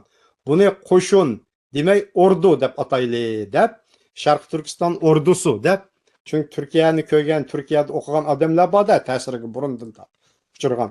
Sharq Turkiston ordusi deb atash fikrim bo'lgan ba'zilarda. Yana ba'zilar bu islom dunyosidagi ba'zi bir davlatlarning qo'shinlarining fikrlarini bergan. Ba'zilar bu Sovet armiyasiningki, Qizil armiya, Sovet armiyasiningki modelini ko'rsatgan. Har turli shu vaqtning o'zidagi armiyalarninkini qo'yib, nomida eng oxirida dastlabda bekitilgan nom Sharqiy Turkiston Cumhuriyeti armiyasi. Milliy degan so'z yo'q dastlabda. Sharqiy Turkiston Cumhuriyeti armiyasi deb atalgan. Dastlabki nomi. Sharqiy Turkiston Cumhuriyeti armiyasi deb atilib, ma'lum vaqtdan keyin Sharqiy Turkiston Milliy armiyasi degan atalg'ularni o'ttirga chiqqan. Dastlabda Sharqiy Turkiston Cumhuriyeti armiyasi. Andin ba'zi chog'da Sharqiy Turkiston Cumhuriyeti Ozodlik armiyasi degan ismlarni paydo bo'lgan. O matbuotlarda paydo bo'lgan. O o'zi qo'shilgan ism. Avucho qo'shilgan ism. Nimishga desangiz, uning bu Sharqiy Turkistonni ozod qilishni nishon qilgan qo'shin deb ozodlik deganni qo'shgan ba'zilar yozganda. Mundaq. Lekin rasmiy bekitilgan hujjat tamg'iladik ismi dastlabki Sharqiy Turkiston Cumhuriyeti armiyasi. Armiya demaydi, armiyasi deydi shu vaqtdagi talaffuz bo'yicha. Deb atalgan. Anadan keyin 46-yili bitim munosabatidan keyin Sharqiy Turkiston Milliy bitim oldig'icha bo'lganlikda qisqa mezgilda Sharqiy Turkiston Milliy armiyasi yoki oldidagi Sharqiy Turkistonni atamayla Milliy armiyamiz, milliy qo'shinimiz deb mundaqiliqi milliy qo'shin, milliy armiya degan atalg'ular yana paydo bo'lgan buningda. Eg'iz tez aytganda hammadan og'zaki Sharqiy Turkiston Cumhuriyeti armiyasi deb atamaydi ol, tafsililqi. Milliy armiya deb bunda qisqartib atagan buning nomi. Lekin to'liq atilishi avu. Bitimdan keyin 46-yil bitimdan keyin butunlay Sharqiy Turkiston Milliy armiyasi yoki qisqartirilib Milliy armiya degan nom bitimdan keyin toki 49-yilgacha shu nom umumyuzlik umumlashdi. Sharqiy Turkiston armiyasi mi deyildi? Cumhuriyet degan so'z ishlatilmay.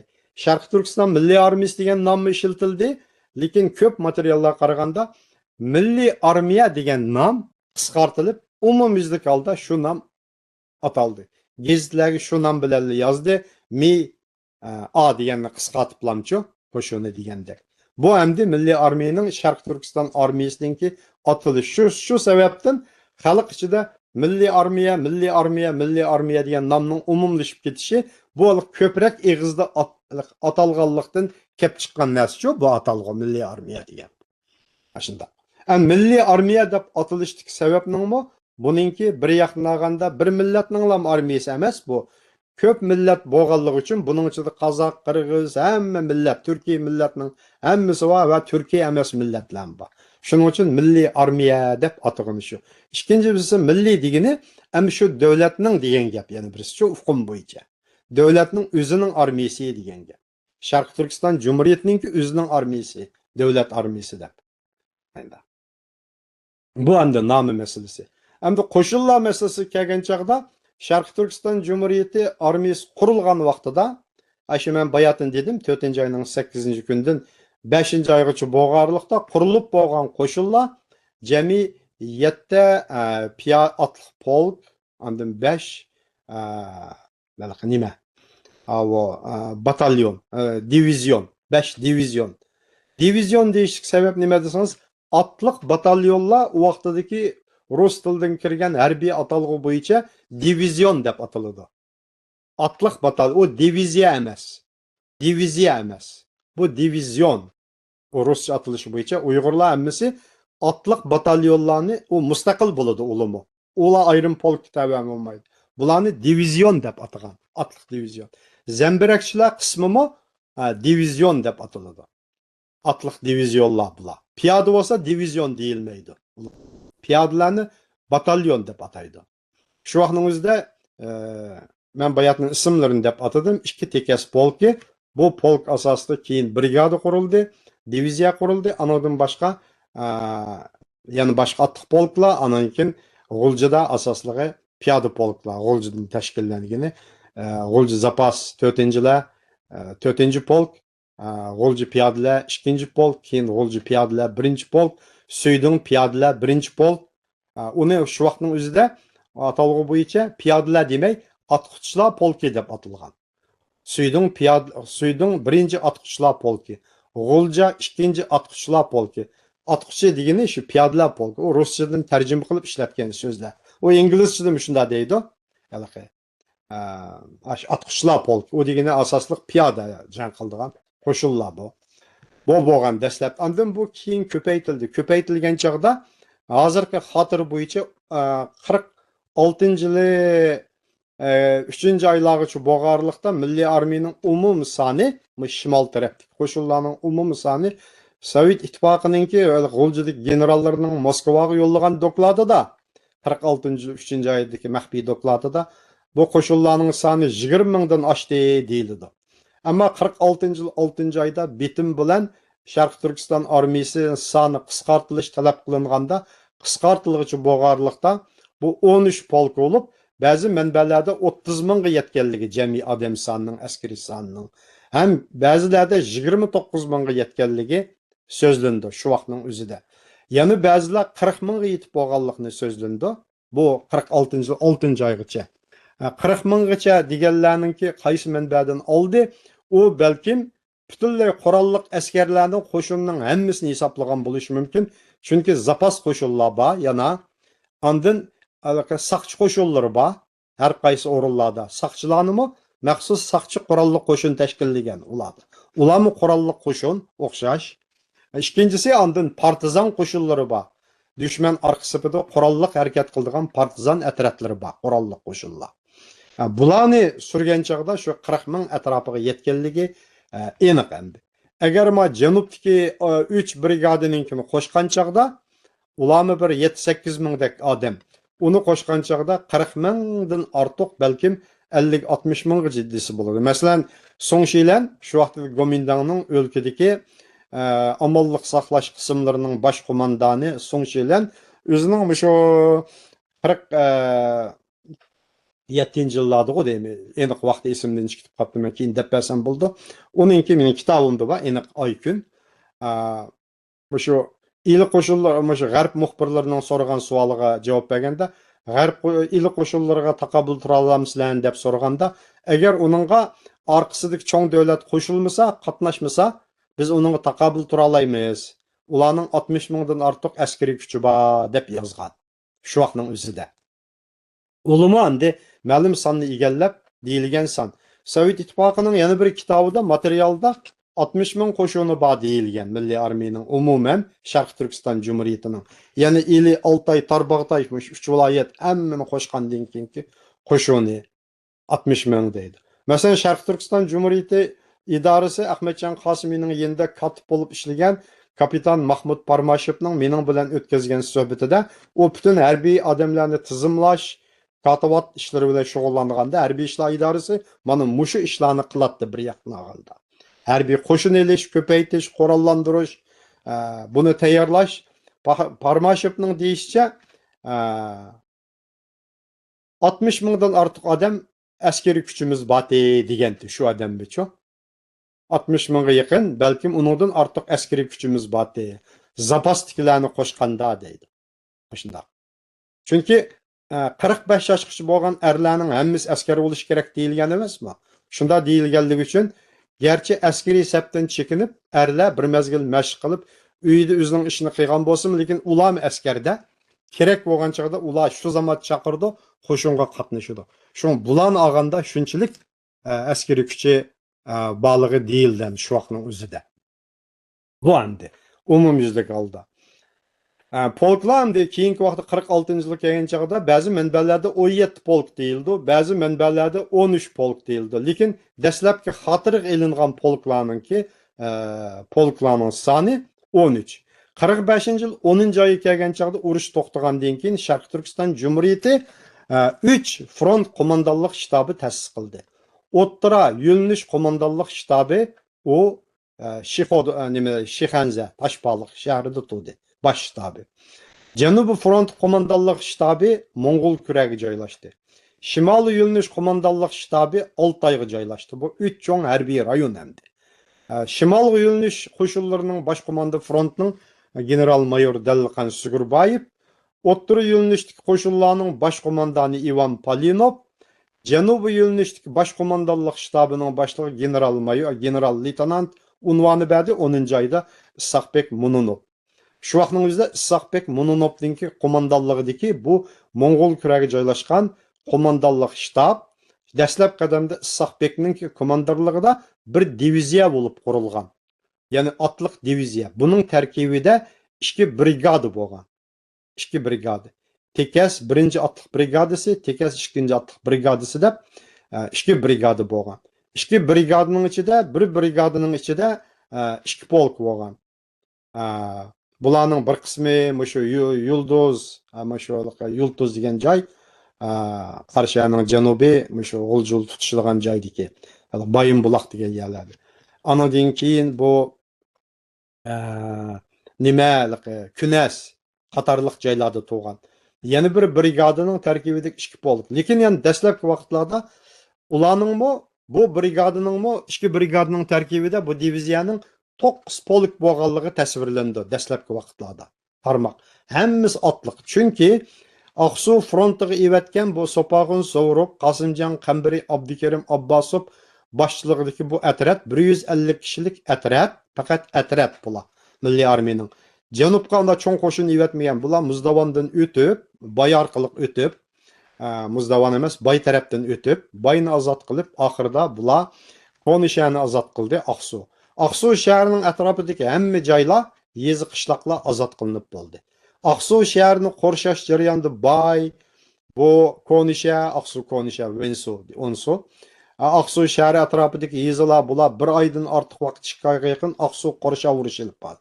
Bunun da bularga qatnaşqan adamның sani əməliyyatda 5-6 mingdən eşib ketidi. Bularның hammasi. Lekin qurol yo'q.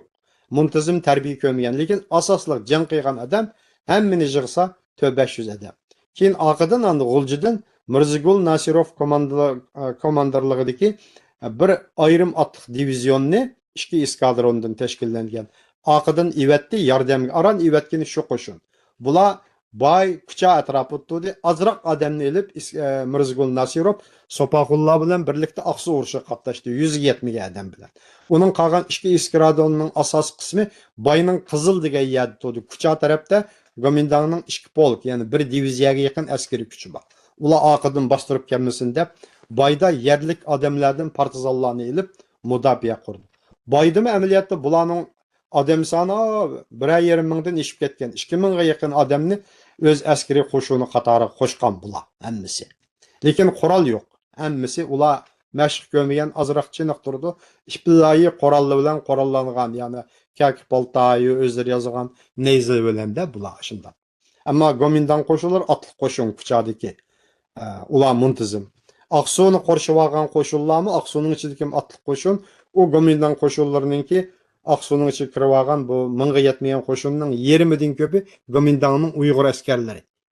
Milliy armiyaning Aksu'ni qo'rshigan shu jangchilarga qarshi jang qilgan, ya'nilam Xitoyning Gomindangning Uyg'ur askarlari jon tikib Gomindang uchun jang qilib berganda shu vaqtning ichida.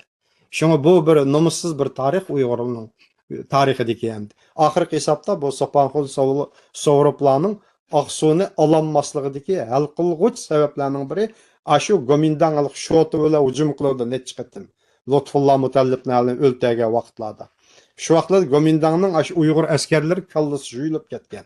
Savatsiz, angsiz askarlar nimaning mustaqillik, ozodlik ilidin kelganlarning nima ish qiladi, bularni uqmaydi bu odamlar. Juyilgan bir odamlar.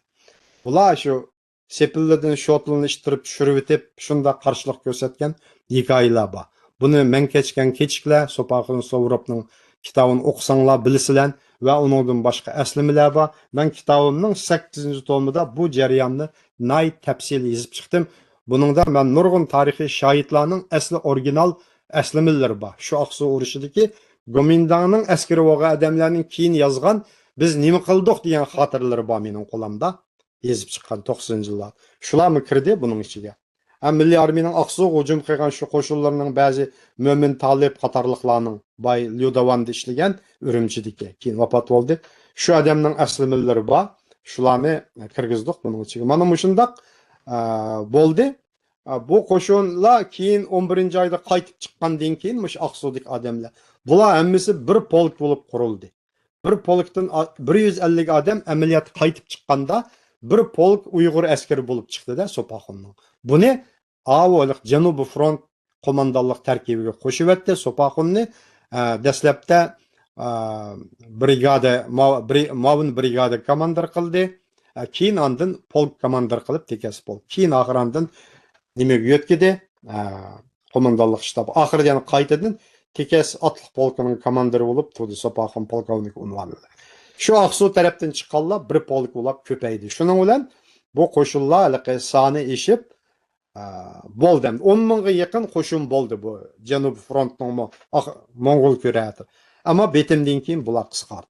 O'ttir yo'nalishli qo'mondonlikning shtabida asosligi bu G'ulji zapas 4-polki, G'ulji piyodalar 2-polki, bu Manas daryosining 60 kilometrlik liniya bo'yicha bular milliy armiya qo'shinlari mudofaa turdi. Suyding piyodalar 1-polki, bular ayrim bir piyodalar brigadasi. Anadan keyin bu shimolga ivatgan Kangsay polki, ya'ni 8 polkka 8 polk dastlab qurilganda mening deganim 7 polk deb keyin qo'shilganini hisoblaganda 8 polk hammasi bo'lib. Bu shimolga borgandan keyin Tarbag'tayda bir polk qurdi. Altay Tarbag'tay otliq polki.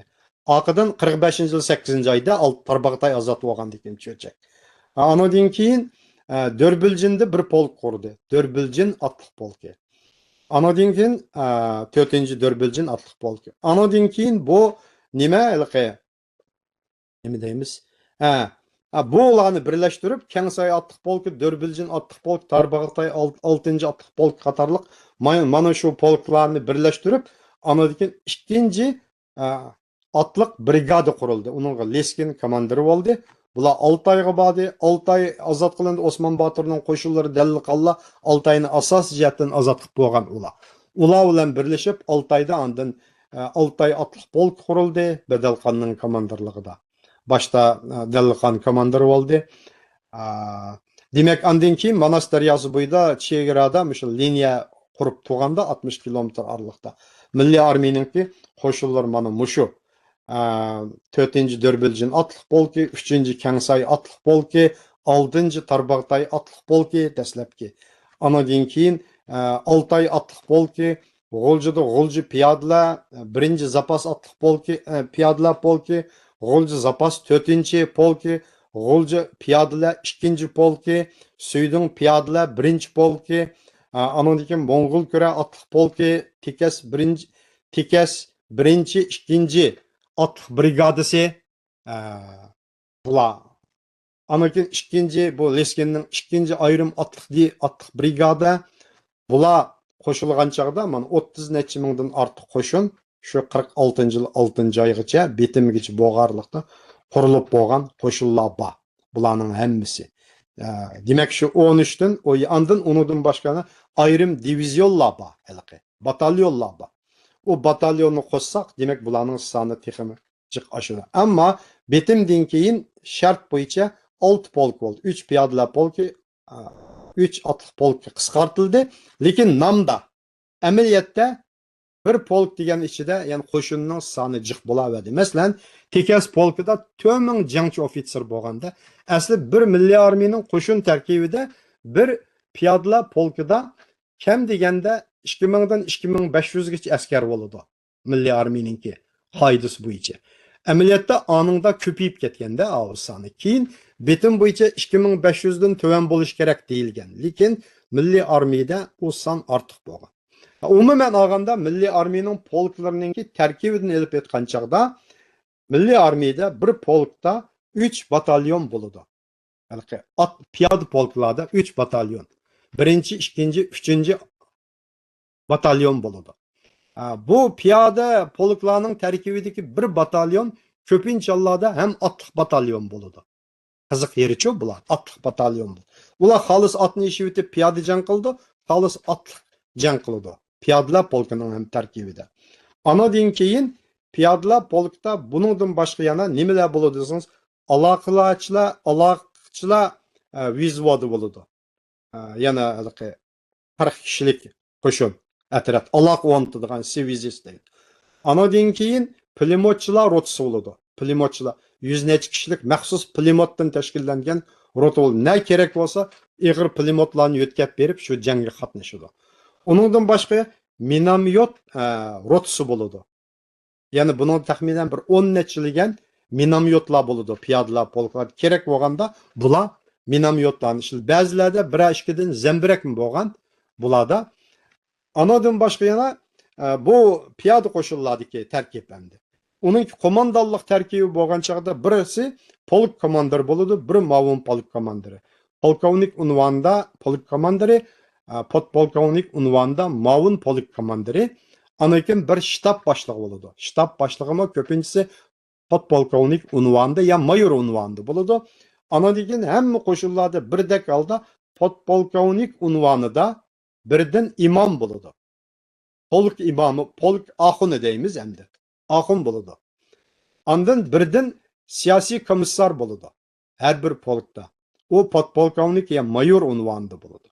Demakki bir qo'shinning bir polkning qo'mondonlik shtabida polkovnik, polk komandiri, ma'mum polk komandiri, anadan keyin ma'mum polk komandiri darajalik polk axuni, anadan keyin siyosiy komissar, andın siyasi bölüm başlığı. Siyasi komissar, siyasi bölümler polkning bütün siyasi işlariga, askarlarning siyasi ong jihatdan, madaniyat jihatdan, sapa jihatdan tarbiyalanishiga mas'ul bo'ldi, ideya jihatdan. Mustaqillik, ozodlik ideyalari bilan. Polk axuni askarlar jangda o'lsa, uni musulmon askarlarni ularni rasmiy namozini tushirdi. Hamma askarlar o'zi bilan birlikda haliqi nimalarni olib yurdi oxiratliklarni-chu. O'zi bilan birga. Jangga menish oldida ko'pincha oldida namozini tushirib o'tadigan ahvol bor. Bo'ldi. Ondan keyin cho'ng janglarga otlanish oldida, masalan, Oqsuv otlanish oldida, shunga Shexo jangdagi janglarga otlanish oldida Ilxon To'ri o'zi kelib, shtabning bosh rahbarlar kelib, qo'shinlarning oldi bilan bir namozini ta'rif oldirib, namozini tushirib o'tib, mangdugan nutq so'zlab mangdugan tarixiy faktlar bor. Bular shuningga mas'ul bo'ladi. Bu mana bir polkninki rahbarlik sistemasi shu. Bular bir kollektiv rahbarlik. Yolg'iz bir odam buyruq qilib qolganning gapini anglamaydigan ish yo'q. Kollektiv rahbarlik. Polklar yana rahbariy bir guruh bo'ladi, harbiy maslahat guruhi. Bularning. Bu polklar undan yuqori shtabga bo'ysundi, bosh qo'mondonlik shtabning buyrug'i. Ondan har bir polkdagi batalyon bo'ladi. Batalyonda o'xshashlar batalyon komandiri, ma'un batalyon komandiri, ular polkovnik kombat deydi. Kampalka degan ruscha atalg'ularni ishlatgan. Ondan batalyonda birdan imom bo'ladi. Batalyon imomi. U uning rotalarda birdan mazum bo'ladi. Darajasi tuvallaydi. Nimalarning oxon imom tuvallab mangada 100 kishilik, 100 net kishilik rotalardim, ya'ni bir diniy bularning. Rotalarda andan komrot deydi, rota komandiri, ma'un rota komandiri. Uning tarkibida bir vizvot. Demak, bir polkda, piyoda polkda 3 batalyon, bir batalyonda 3 yoki 4 rota bo'ladi. Bir rotada 3 yoki 4 vizvot deydi. Ya'ni Xitoycha pay. Anadan keyin bir 40 kishilik bu guruhda buningda 3 haliqi 10'luq отделение deydi, Ruscha отделение deydi. Xitoycha band degan bo'ladi. Mana mushundaq sistem bilan tövini yuqorisini mandaq buyruq bo'yicha manada hech kim o'z oldiga ish qilmaydi buning. Atliq batalyon polklarda ko'pincha 4 eskadron bo'ladi. 150 kishidan yoki 200 kishidan tashkillangan qo'shin soni ko'pincha atliq polklarning 800 dan 1200 kishigacha bo'ldi. Askar soni. Uningdan o'xshashlar 4 eskadron, pulemyot rotasi, yana o'xshashlar aloqa rotasi qatorliqlar bo'ladi. Ma'u piyodlarda ko'pincha odam oz vaqtida 1500 dan boshlandi. Odam ko'paygan chog'da 2000 dan 2500 gacha bo'ladi. Bir piyodlar polkida askar soni. Bitim vaqtida 2000 dan 2500 gacha bo'lgan. Demak, qo'shinlarning umumiy tarkibi tuzilishi mana shunda. Bu endi Sovet ittifoqining armiya sistemasi piyoda qo'shin sistemasiga o'xshab ketadi bularningki. Ondan nimada bosh qo'mondon o'tirdi. 45-yil 10-oydan keyin Ilxon To'raga marshal unvoni berilib, Ilxon To'ra butun Sharq Turkiston Jumhuriyati armiyasining eng oliy bosh qo'mondoni bo'ldi. U buning oldida Sharq Turkiston armiyasining bosh qo'mondoni, qo'mondonlik shtabining bosh qo'mondoni bevosita harbiy qo'mondon bo'lsa, 10-oyda o'zi marshal bo'lgandan keyin buyruq bo'yicha harbiy ishlar komiteti qurilib, 5 kishilik hay'at bilan u butun harbiy huquqni qo'lga oldi. Ya'ni avu qo'mondonlar bevosita Ilxon To'ramga buyruq berdi. 45-10-oydan boshlab Ilxon To'ram oliy bosh qo'mondon hammasininki vazifasini zimmasiga oldi. Aşı Mandas daryosi to'xtab qolgan vaqtlarda Sharq Turkiston armiyasining eng oliy qo'mondoni marshal Ilxon To'ra. U eng yuqorisi. Shu vaqtning o'zida. Ham Cumhuriyet raisi. Mana bu Sharq Turkiston armiyasining umum ahvoli shundan iborat. Bularni tushundirish jarayonida bizningki tank qo'shini yoki havo armiyasi bormidi? Sharq Turkiston armiyasining hech qachon tank qo'shini deydigan ayrim qo'shin bo'lgan emas. Sharq Turkiston Jumhuriyati armiyasining artilleriya divizioni deb ataladi. Zembirakchilar divizioni deydigan divizion bo'lgan. Bu artilleriya degan artilleriya ingliz so'z. Art divizion, ruslar art divizion deydi. Buningki qo'mondoni boshda Volkov deydigan bir o'rus kishi, ya'ni Charusiylik ruslar qo'ljiga yerlashgan. U odam komandir bo'lgan. 45-yili shu 2-oylarda Ilxon To'ramninki Sharq Turkiston Jumhuriyati hukumatining buyrug'i bo'yicha darhol milliy armiya qurilishidan burun bir zambirakchilar divizionni qurib chiqayli deb, buningga milliy armiyaning ichidagi har xil yuqori harbiy ma'lumotliq, ya'ni yuqori ma'rif tarbiyasi ko'rgan bir qism ofitserlarni yig'ib kelib, bu G'ulja atrofida bu məşq qıldırıb bularni çeniqtirgan Sovetdan kelgan ofitserlar rasmiy bir qism Gomindangdan oljağan zəmbirəklərni, minamyotlarni akilib, shu bo'yicha bularni məşq qıldırıb, oxiri 45-yilninki 5-yiga kelgan chaqda Sharqiy Turkiston armiyasida rasmiy artilleriya divizioni, zəmbirəkçilər divizioni qurilgan. Bunun ichida Asad Teyipov degan kishi 46-yildan keyin bu art diviziyonining bosh komandiri bo'ldi, podpolkovnik unvoni bilan. Men u kishi bilan nayt ko'p suhbatlarni qilgan. Mush kitobimning 7-8 tomda bu nayt ko'p zəmbirəkçilər divizionining ish faoliyatlari haqida so'zlay kirgizdik. U odamning menga so'zlab berishicha, Milliy armiyaning bu zəmbirəkçilər divizioni art divizionimizda 4 tanki bo'ldi deydi. 4 dana tanki bo'lgan ekan. O Sovetlar bergan tank emas. O birisi mushu 45-yili, 44-yili 12 oydan tortib 45-yili 1-oygacha bo'lganlikda Kangsay so'qishi davomlashdi. Gomindang qo'shinlar, Jingdik Gomindang qo'shinlarining bir qism tanka, kichik tiplik tanklar bilan mush Kangsaydan o'tib, g'olji hujum qilib kelmoqchi bo'lgan bu tanklarning bir qismlarini pachaqlab tashlab etdi. Bir qismlari tanklar, bir qancha tank qo'lga tushgan bu yerda-chu bo'lningki. Olji qilingan, buzilgan tanklar bularni ratlagan. Shunda qilib Milliy armiyada shu 4 dona yenik tiplik tanklar, tankitki deydi, o'rislar tankitki deb, kichik tiplik tanka, uning suratlarini baliq ig'ir tipliklar emas. Shu zəmbirək qismi kichikroq bo'lgan 4 dona tankimiz bo'lgan deydi buni. Keyin ko'paytirilib, yana ba'zi manbalarda yana keyin qo'shilib, bu Shihodimi qo'lga tushgan tanklar bor Jingda. Yarda bo'lib, o'q tegib bir yerlari buzilib, to'xtab qolgan tanklar bor. Ulardan qo'lga tushganlari bor. Shunda bo'lib, shu 6 ga yetgan bularimiz. Jiq emas, maxsus tank qo'shini yo'q. Bu tanklarni Uyg'ur, Tatar ballari, ba'zi qozoq ular degan asosligi. Anadan keyin Milliy armiyaning motorlashgan bir nimiz qurilgan rotasi, motorlashgan rotasida bu cho'chakdan asos qilgan buningga butunlay g'ulja cho'chaklardagi aşılıqı burun mashina degan, avtomobil deganlar, mashina remont qilganlar, ashulardan tashkillangan bular. Bular ashu qo'shinga qatnashgan. Tanklarni haydaganlarning hammasi kimlar desangiz, burun mashina degan odamlar, traktor deganlar. Uyg'ur, yo qozoq, yo tatarlar. Ularni akiliblar, tezlam ular tanklarni haydaydiganni tez o'rganib, tez mashq qilib mukammallashib ketgan.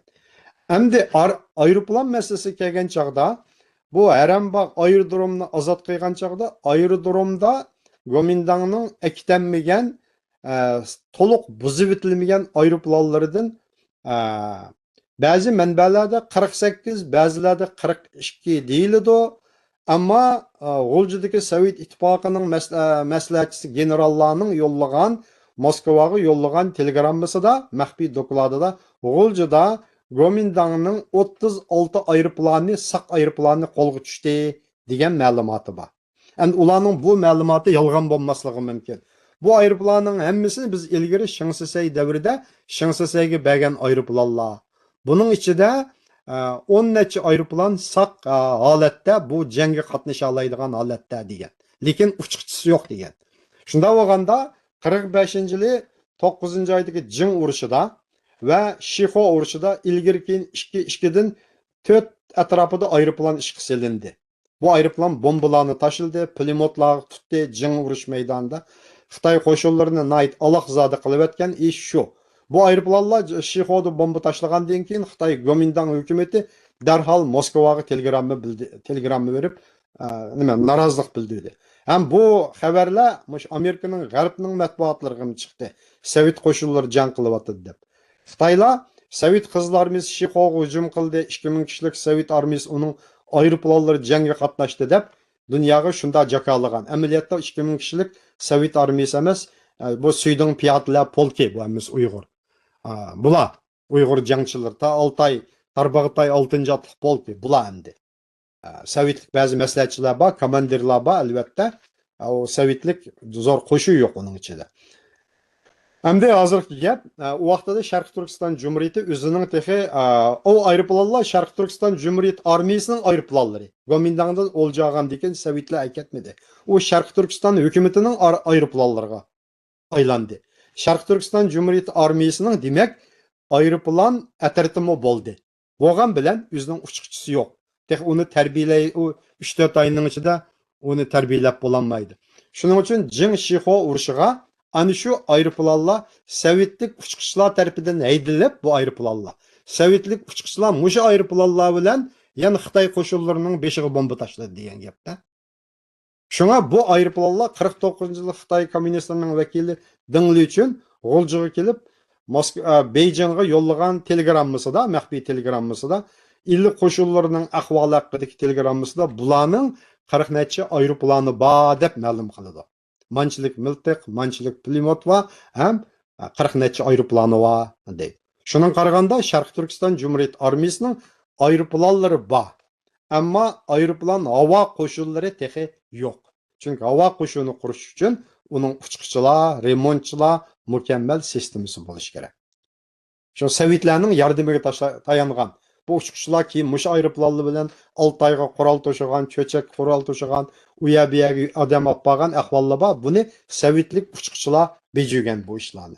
Ammo shu aeroplanlarni ish qilsa. Tank soni shu. Zembirak sonida zembirakchilar qo'shininki 36 cho'ng Eğer yenik tipdeki zembirekleri boğan Asad Teyipov, merhum Asad Teyipov polkovnikning şu qo'shinning komandarının deb berişçi. 70'ten artıq minamyoti boğan. Milliy armiyada ko'proq narsalar şu minamyot boğan ularda. Shularni ish qilsagan. Minamyot şu. Söhbət proqramımız həqiqətən mol tarixi məzmunlar bilan ketyotidi. Mən əmdi iki sual bilan axırlaşdıray. Haqiqatan bir dövlətdə buluş tegishlik bütün şərt şəraitlərini qısqagina vaqt içində tayyorlagan bir muntizim armiyamiz bo'lib ekandiq. Sizninki deb berishlaringizni anglash jarayonida qaytadan o'zimninki bu milliy armiyasidan iftixorlangan bo'ldim. Hamda bu armiyaning asosiy cho'ng janglari qaysilari bu butun dunyo tunutgan va bu mazkur armiyaga oxirida qandoq bo'ldi? Aqibati qandoq bo'ldi? O'zlari tarqab ketdimi? Majburiy tarqib etildimi? Bular qandoq bo'ldi? Bo'ldi. Yaxshi bir savol bo'ldi. Albatta, Sharq Turkiston Cumhuriyetininki shu milliy ozodlik inqilobidagi qo'zg'olon Nilqi qo'zg'olonidan boshlasak, agarda shu partizanlarning Nilqi qo'zg'olonidan boshlasak, toki 1945-yili 10-oygacha bo'lgan, 11-oygacha bo'lgan oraliqda bu shimol tarafdagi barliq urushlar asosiy jihatdan oxirlashib bo'ldi. Ya'ni Xitoy qo'shinlari bilan bo'lgan urush oxirlashib bo'ldi. Uning oldida 45-yili 2-oygacha bo'lgan barliq urushlar hammasi bu partizan atratlarning urushi, Sharq Turkiston qurolli qo'zg'olonchilarining urushi vaqtidagi muntizim urush emas. Bu urushlar asosliq Nilqidagi necha o'nlagan janglar bor. G'ani Botur, Fatih Botur, Akbar Boturlar komandarlik qilgan 44-yil 9-oydan boshlab 10-oygacha Nilqi ozod qilinguncha 11-oygacha bo'lgan bu Mazardagi jang, Sobutaydagi jang va uningdan boshqa 10-oyning 7-kuni Nilqi shahrini ozod qilish jangi va uningdan boshqa nurg'un janglar bor kichik Xitoy qo'shinlari bilan 11-oyning 7-kunidan 12-kunigacha G'olji shahrini ozod qilish janglari bo'ldi. Undan keyin bu 11-oyning 19-20 kunlari orasida Qo'rg'osni ozod qilish jangi shu vaqtda Chilpangza noyisi deydi. Andan keyin Suydongni qorishib olgan 1,5 oydan ortiq vaqt 12-oyning 25-kuni Suydong sepilni portlatib, besib kirib Suydongni ozod qilish jangi cho'ng jang. Og'idan andin Kurani ozod qilish jangi, Kurada cho'ng jang bo'lmadi, asosli Gomindan tinchlik taslim bo'ldi, u yer cho'ng urushlar bo'lmadi. Qisman qochgan dushmanlarni qo'g'lab zarb berish bo'ldi. Andan G'olji noyillarining yana bir qismlarida cho'ng qarshiliklar bo'lmaylam, u joylar tez ozod qilindi, cho'ng janglar bo'lmadi. Asosli janglar mana shu Suydong jangi, Qo'rg'os jangi, Nilqi jangi, Nilqidagi jang, andan keyin G'olji shahridagi janglar oxirida andan Harambog', Langshang, aerodromdagi bu janglar to'xtovsiz elib berildi. Qorshav janglari-chu. pat hücum qildi, ular chiqib hücum qildi, bular to'xtamadi. Eng oxir 45-yili 1-oyning 17-kundan 1-oyninki oxirlarigacha bo'lganlikda Gomindan qo'shinlarining bir diviziya askari Sheyifin komandirligidagi bir diviziya askar u chaqda Gomindan 5 yo'nalishga bo'linib turib, iliga hücum qilib, ilini qaytarib elish deydigan plan tuzgan. 5 yo'nalishlik.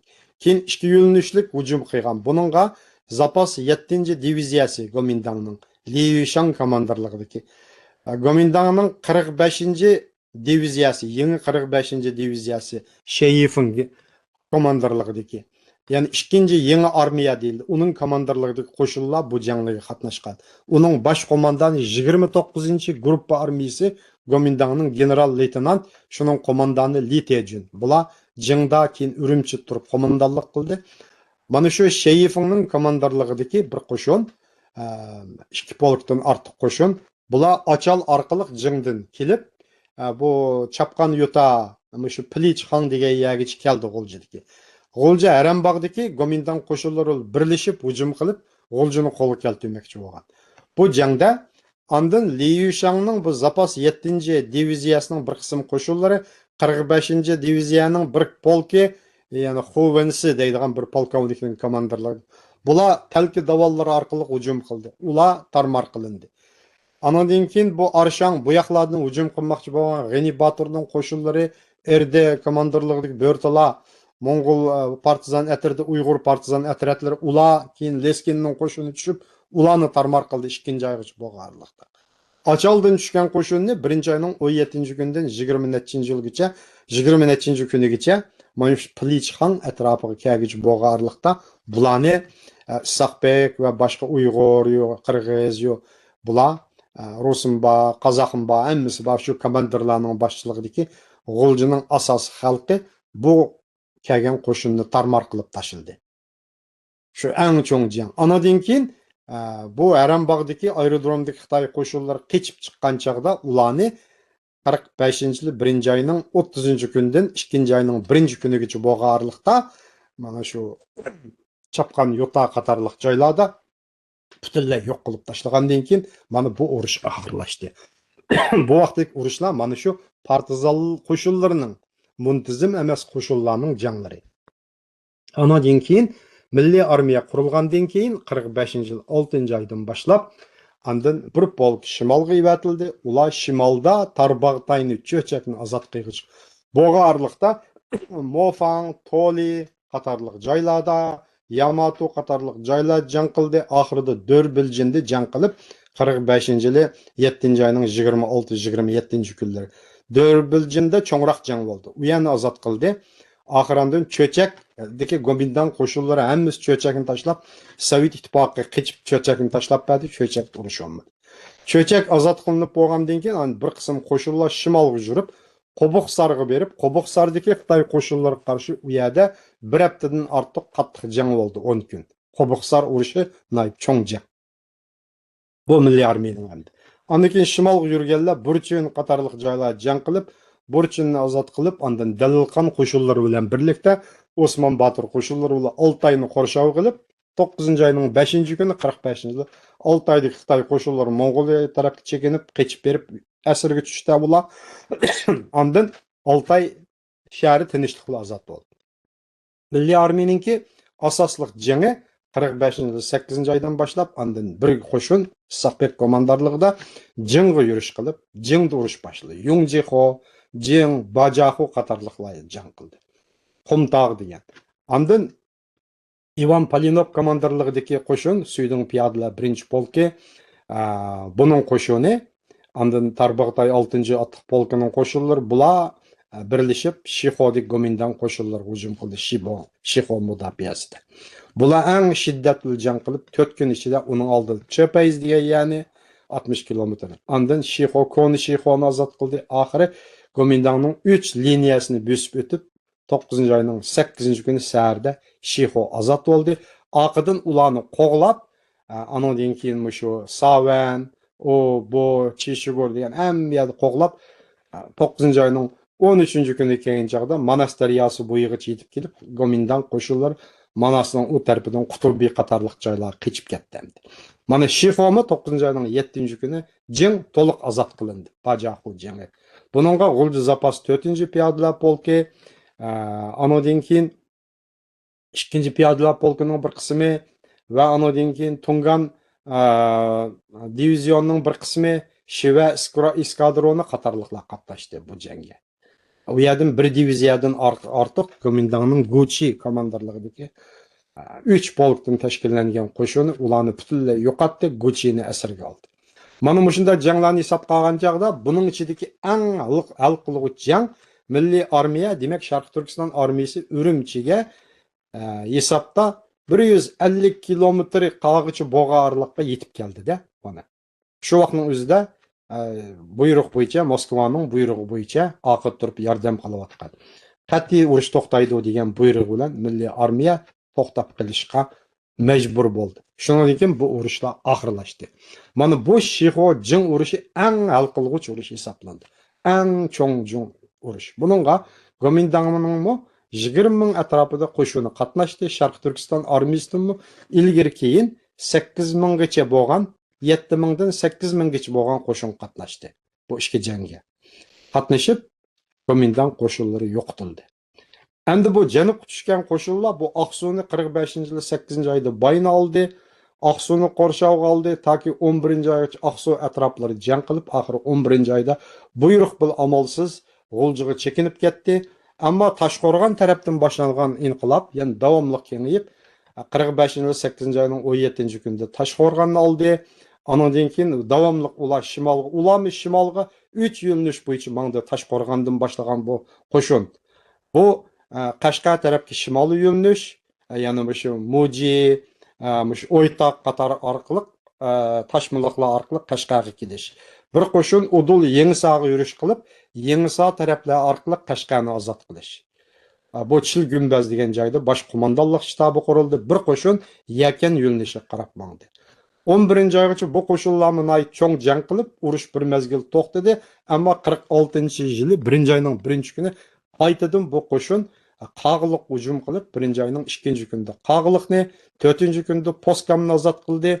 Ondan keyin 12-kuni kelgan chog'da Yakanga hujum qilib, bir qism atraf Yakan urushida Xitoy qo'shinlari tarafidan tarmor bo'lib ketib qoldi, xato bir qo'mondonlik sababidan. Shuni hisoblagan chog'da janubdagi bu qo'shinlarni Milliy armiyami umuman mana mushu Qashqar, Yakan mush atroflarda ko'p janglarni ilib bordi. Bunda sanag'inimizda Milliy armiyaninki bu janglari Tumshuq saroy jangi deymiz, keyinki bu Cho'pon jangi deymiz, Chipon jangi. Nurg'un janglar bor 46-oygacha. Ularni kengayib 3 brigadaga yetdi. Uyg'ur brigadasi, Qirg'iz brigadasi degandagi nomlar bilan. Shunchaki bir haybatlik bir vaziyat. Janubning butun tog'liq rayonlari shularning qo'liga o'tib bo'ldimi? Sharq Turkiston qo'shinlarining qo'liga. Ularga Milliy armiyaning harbiy unvoni bo'yicha polkovnik, podpolkovnik, mayor unvonlari berildi 46-yil 3-oydan boshlab.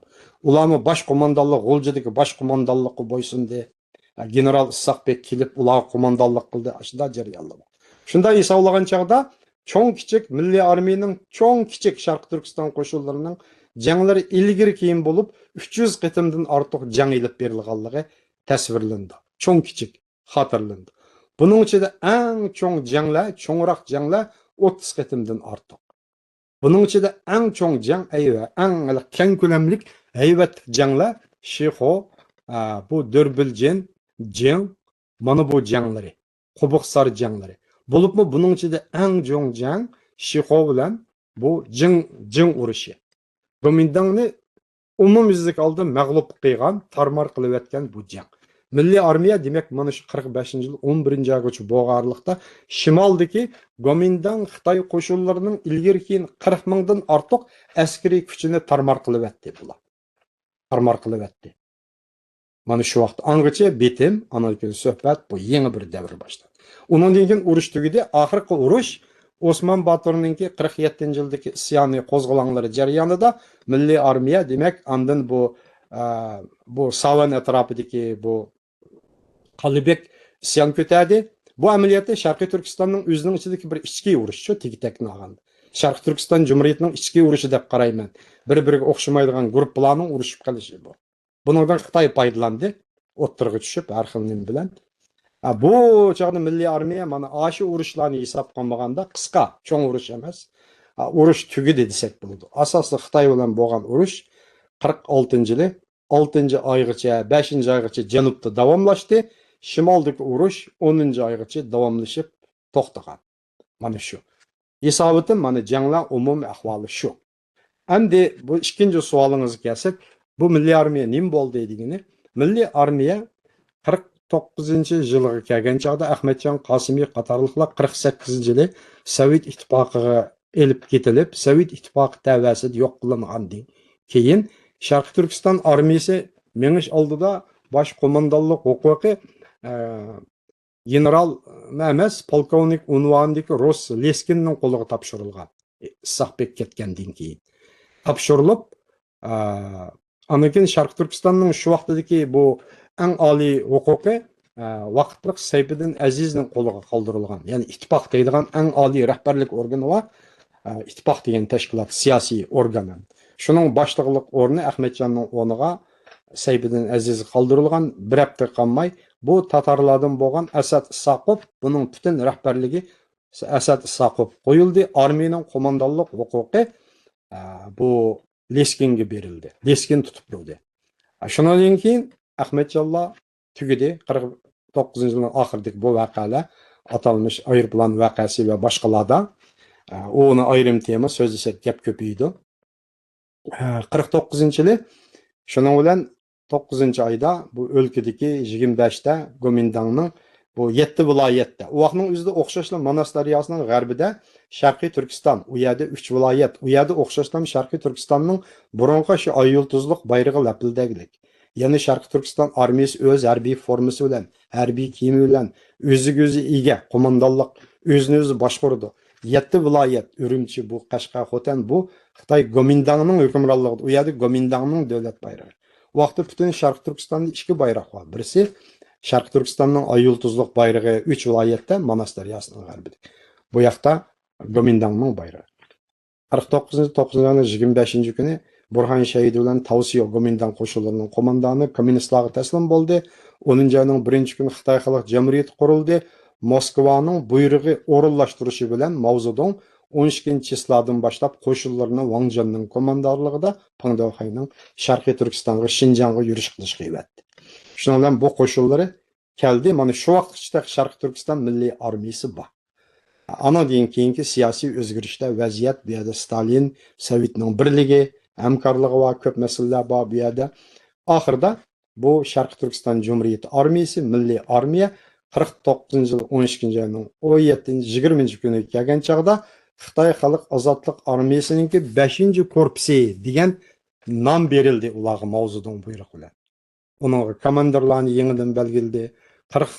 50-yil 1-oyning 10-kuni G'o'lji shahrida anadan keyin burunqi bu milliy armiya degan nomlar hammasi amaldan qoldirilib, Xalq Ozodlik armiyasi 5-korpusi degan nom bilan G'o'ljida o'zgartirilib, uning komandirlari Leskin O'rus komandir. Uning muavini Tatar Marg'ub Isoqov, uning siyosiy komissar qilib bir Xitoyni Dong familiyalik ashu Xitoy Xalq Ozodlik armiyasining bir siyosiy komissarni bosh siyosiy komissar qilib belgildi.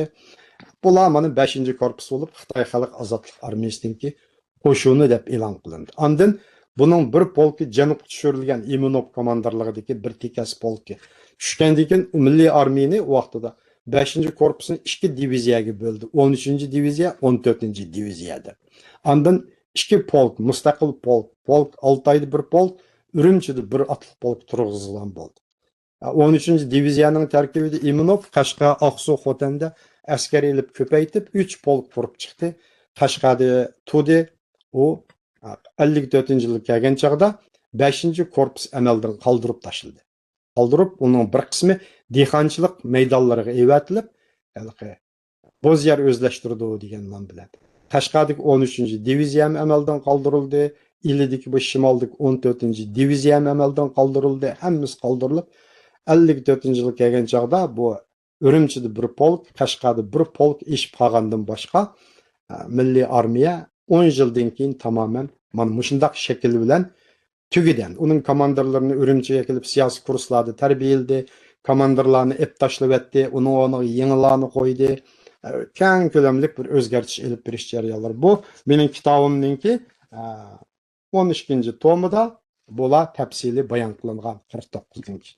Şundaq qılıp Milli Armiya mana en ahırda Xitay Xalq Azadlık Armiyasının 5. korpusu olap özgertilip, onu 4 yıldan keyin butunlay amaldan kelip, en ahırkı bir polki Qashqada qapqagan bir polk 38. atlık polk mu bir nam bilen Nanjang Junchi Janubi Şinjan harbiy rayonunun komandarlığındaki bir polk işip kelip ula endi.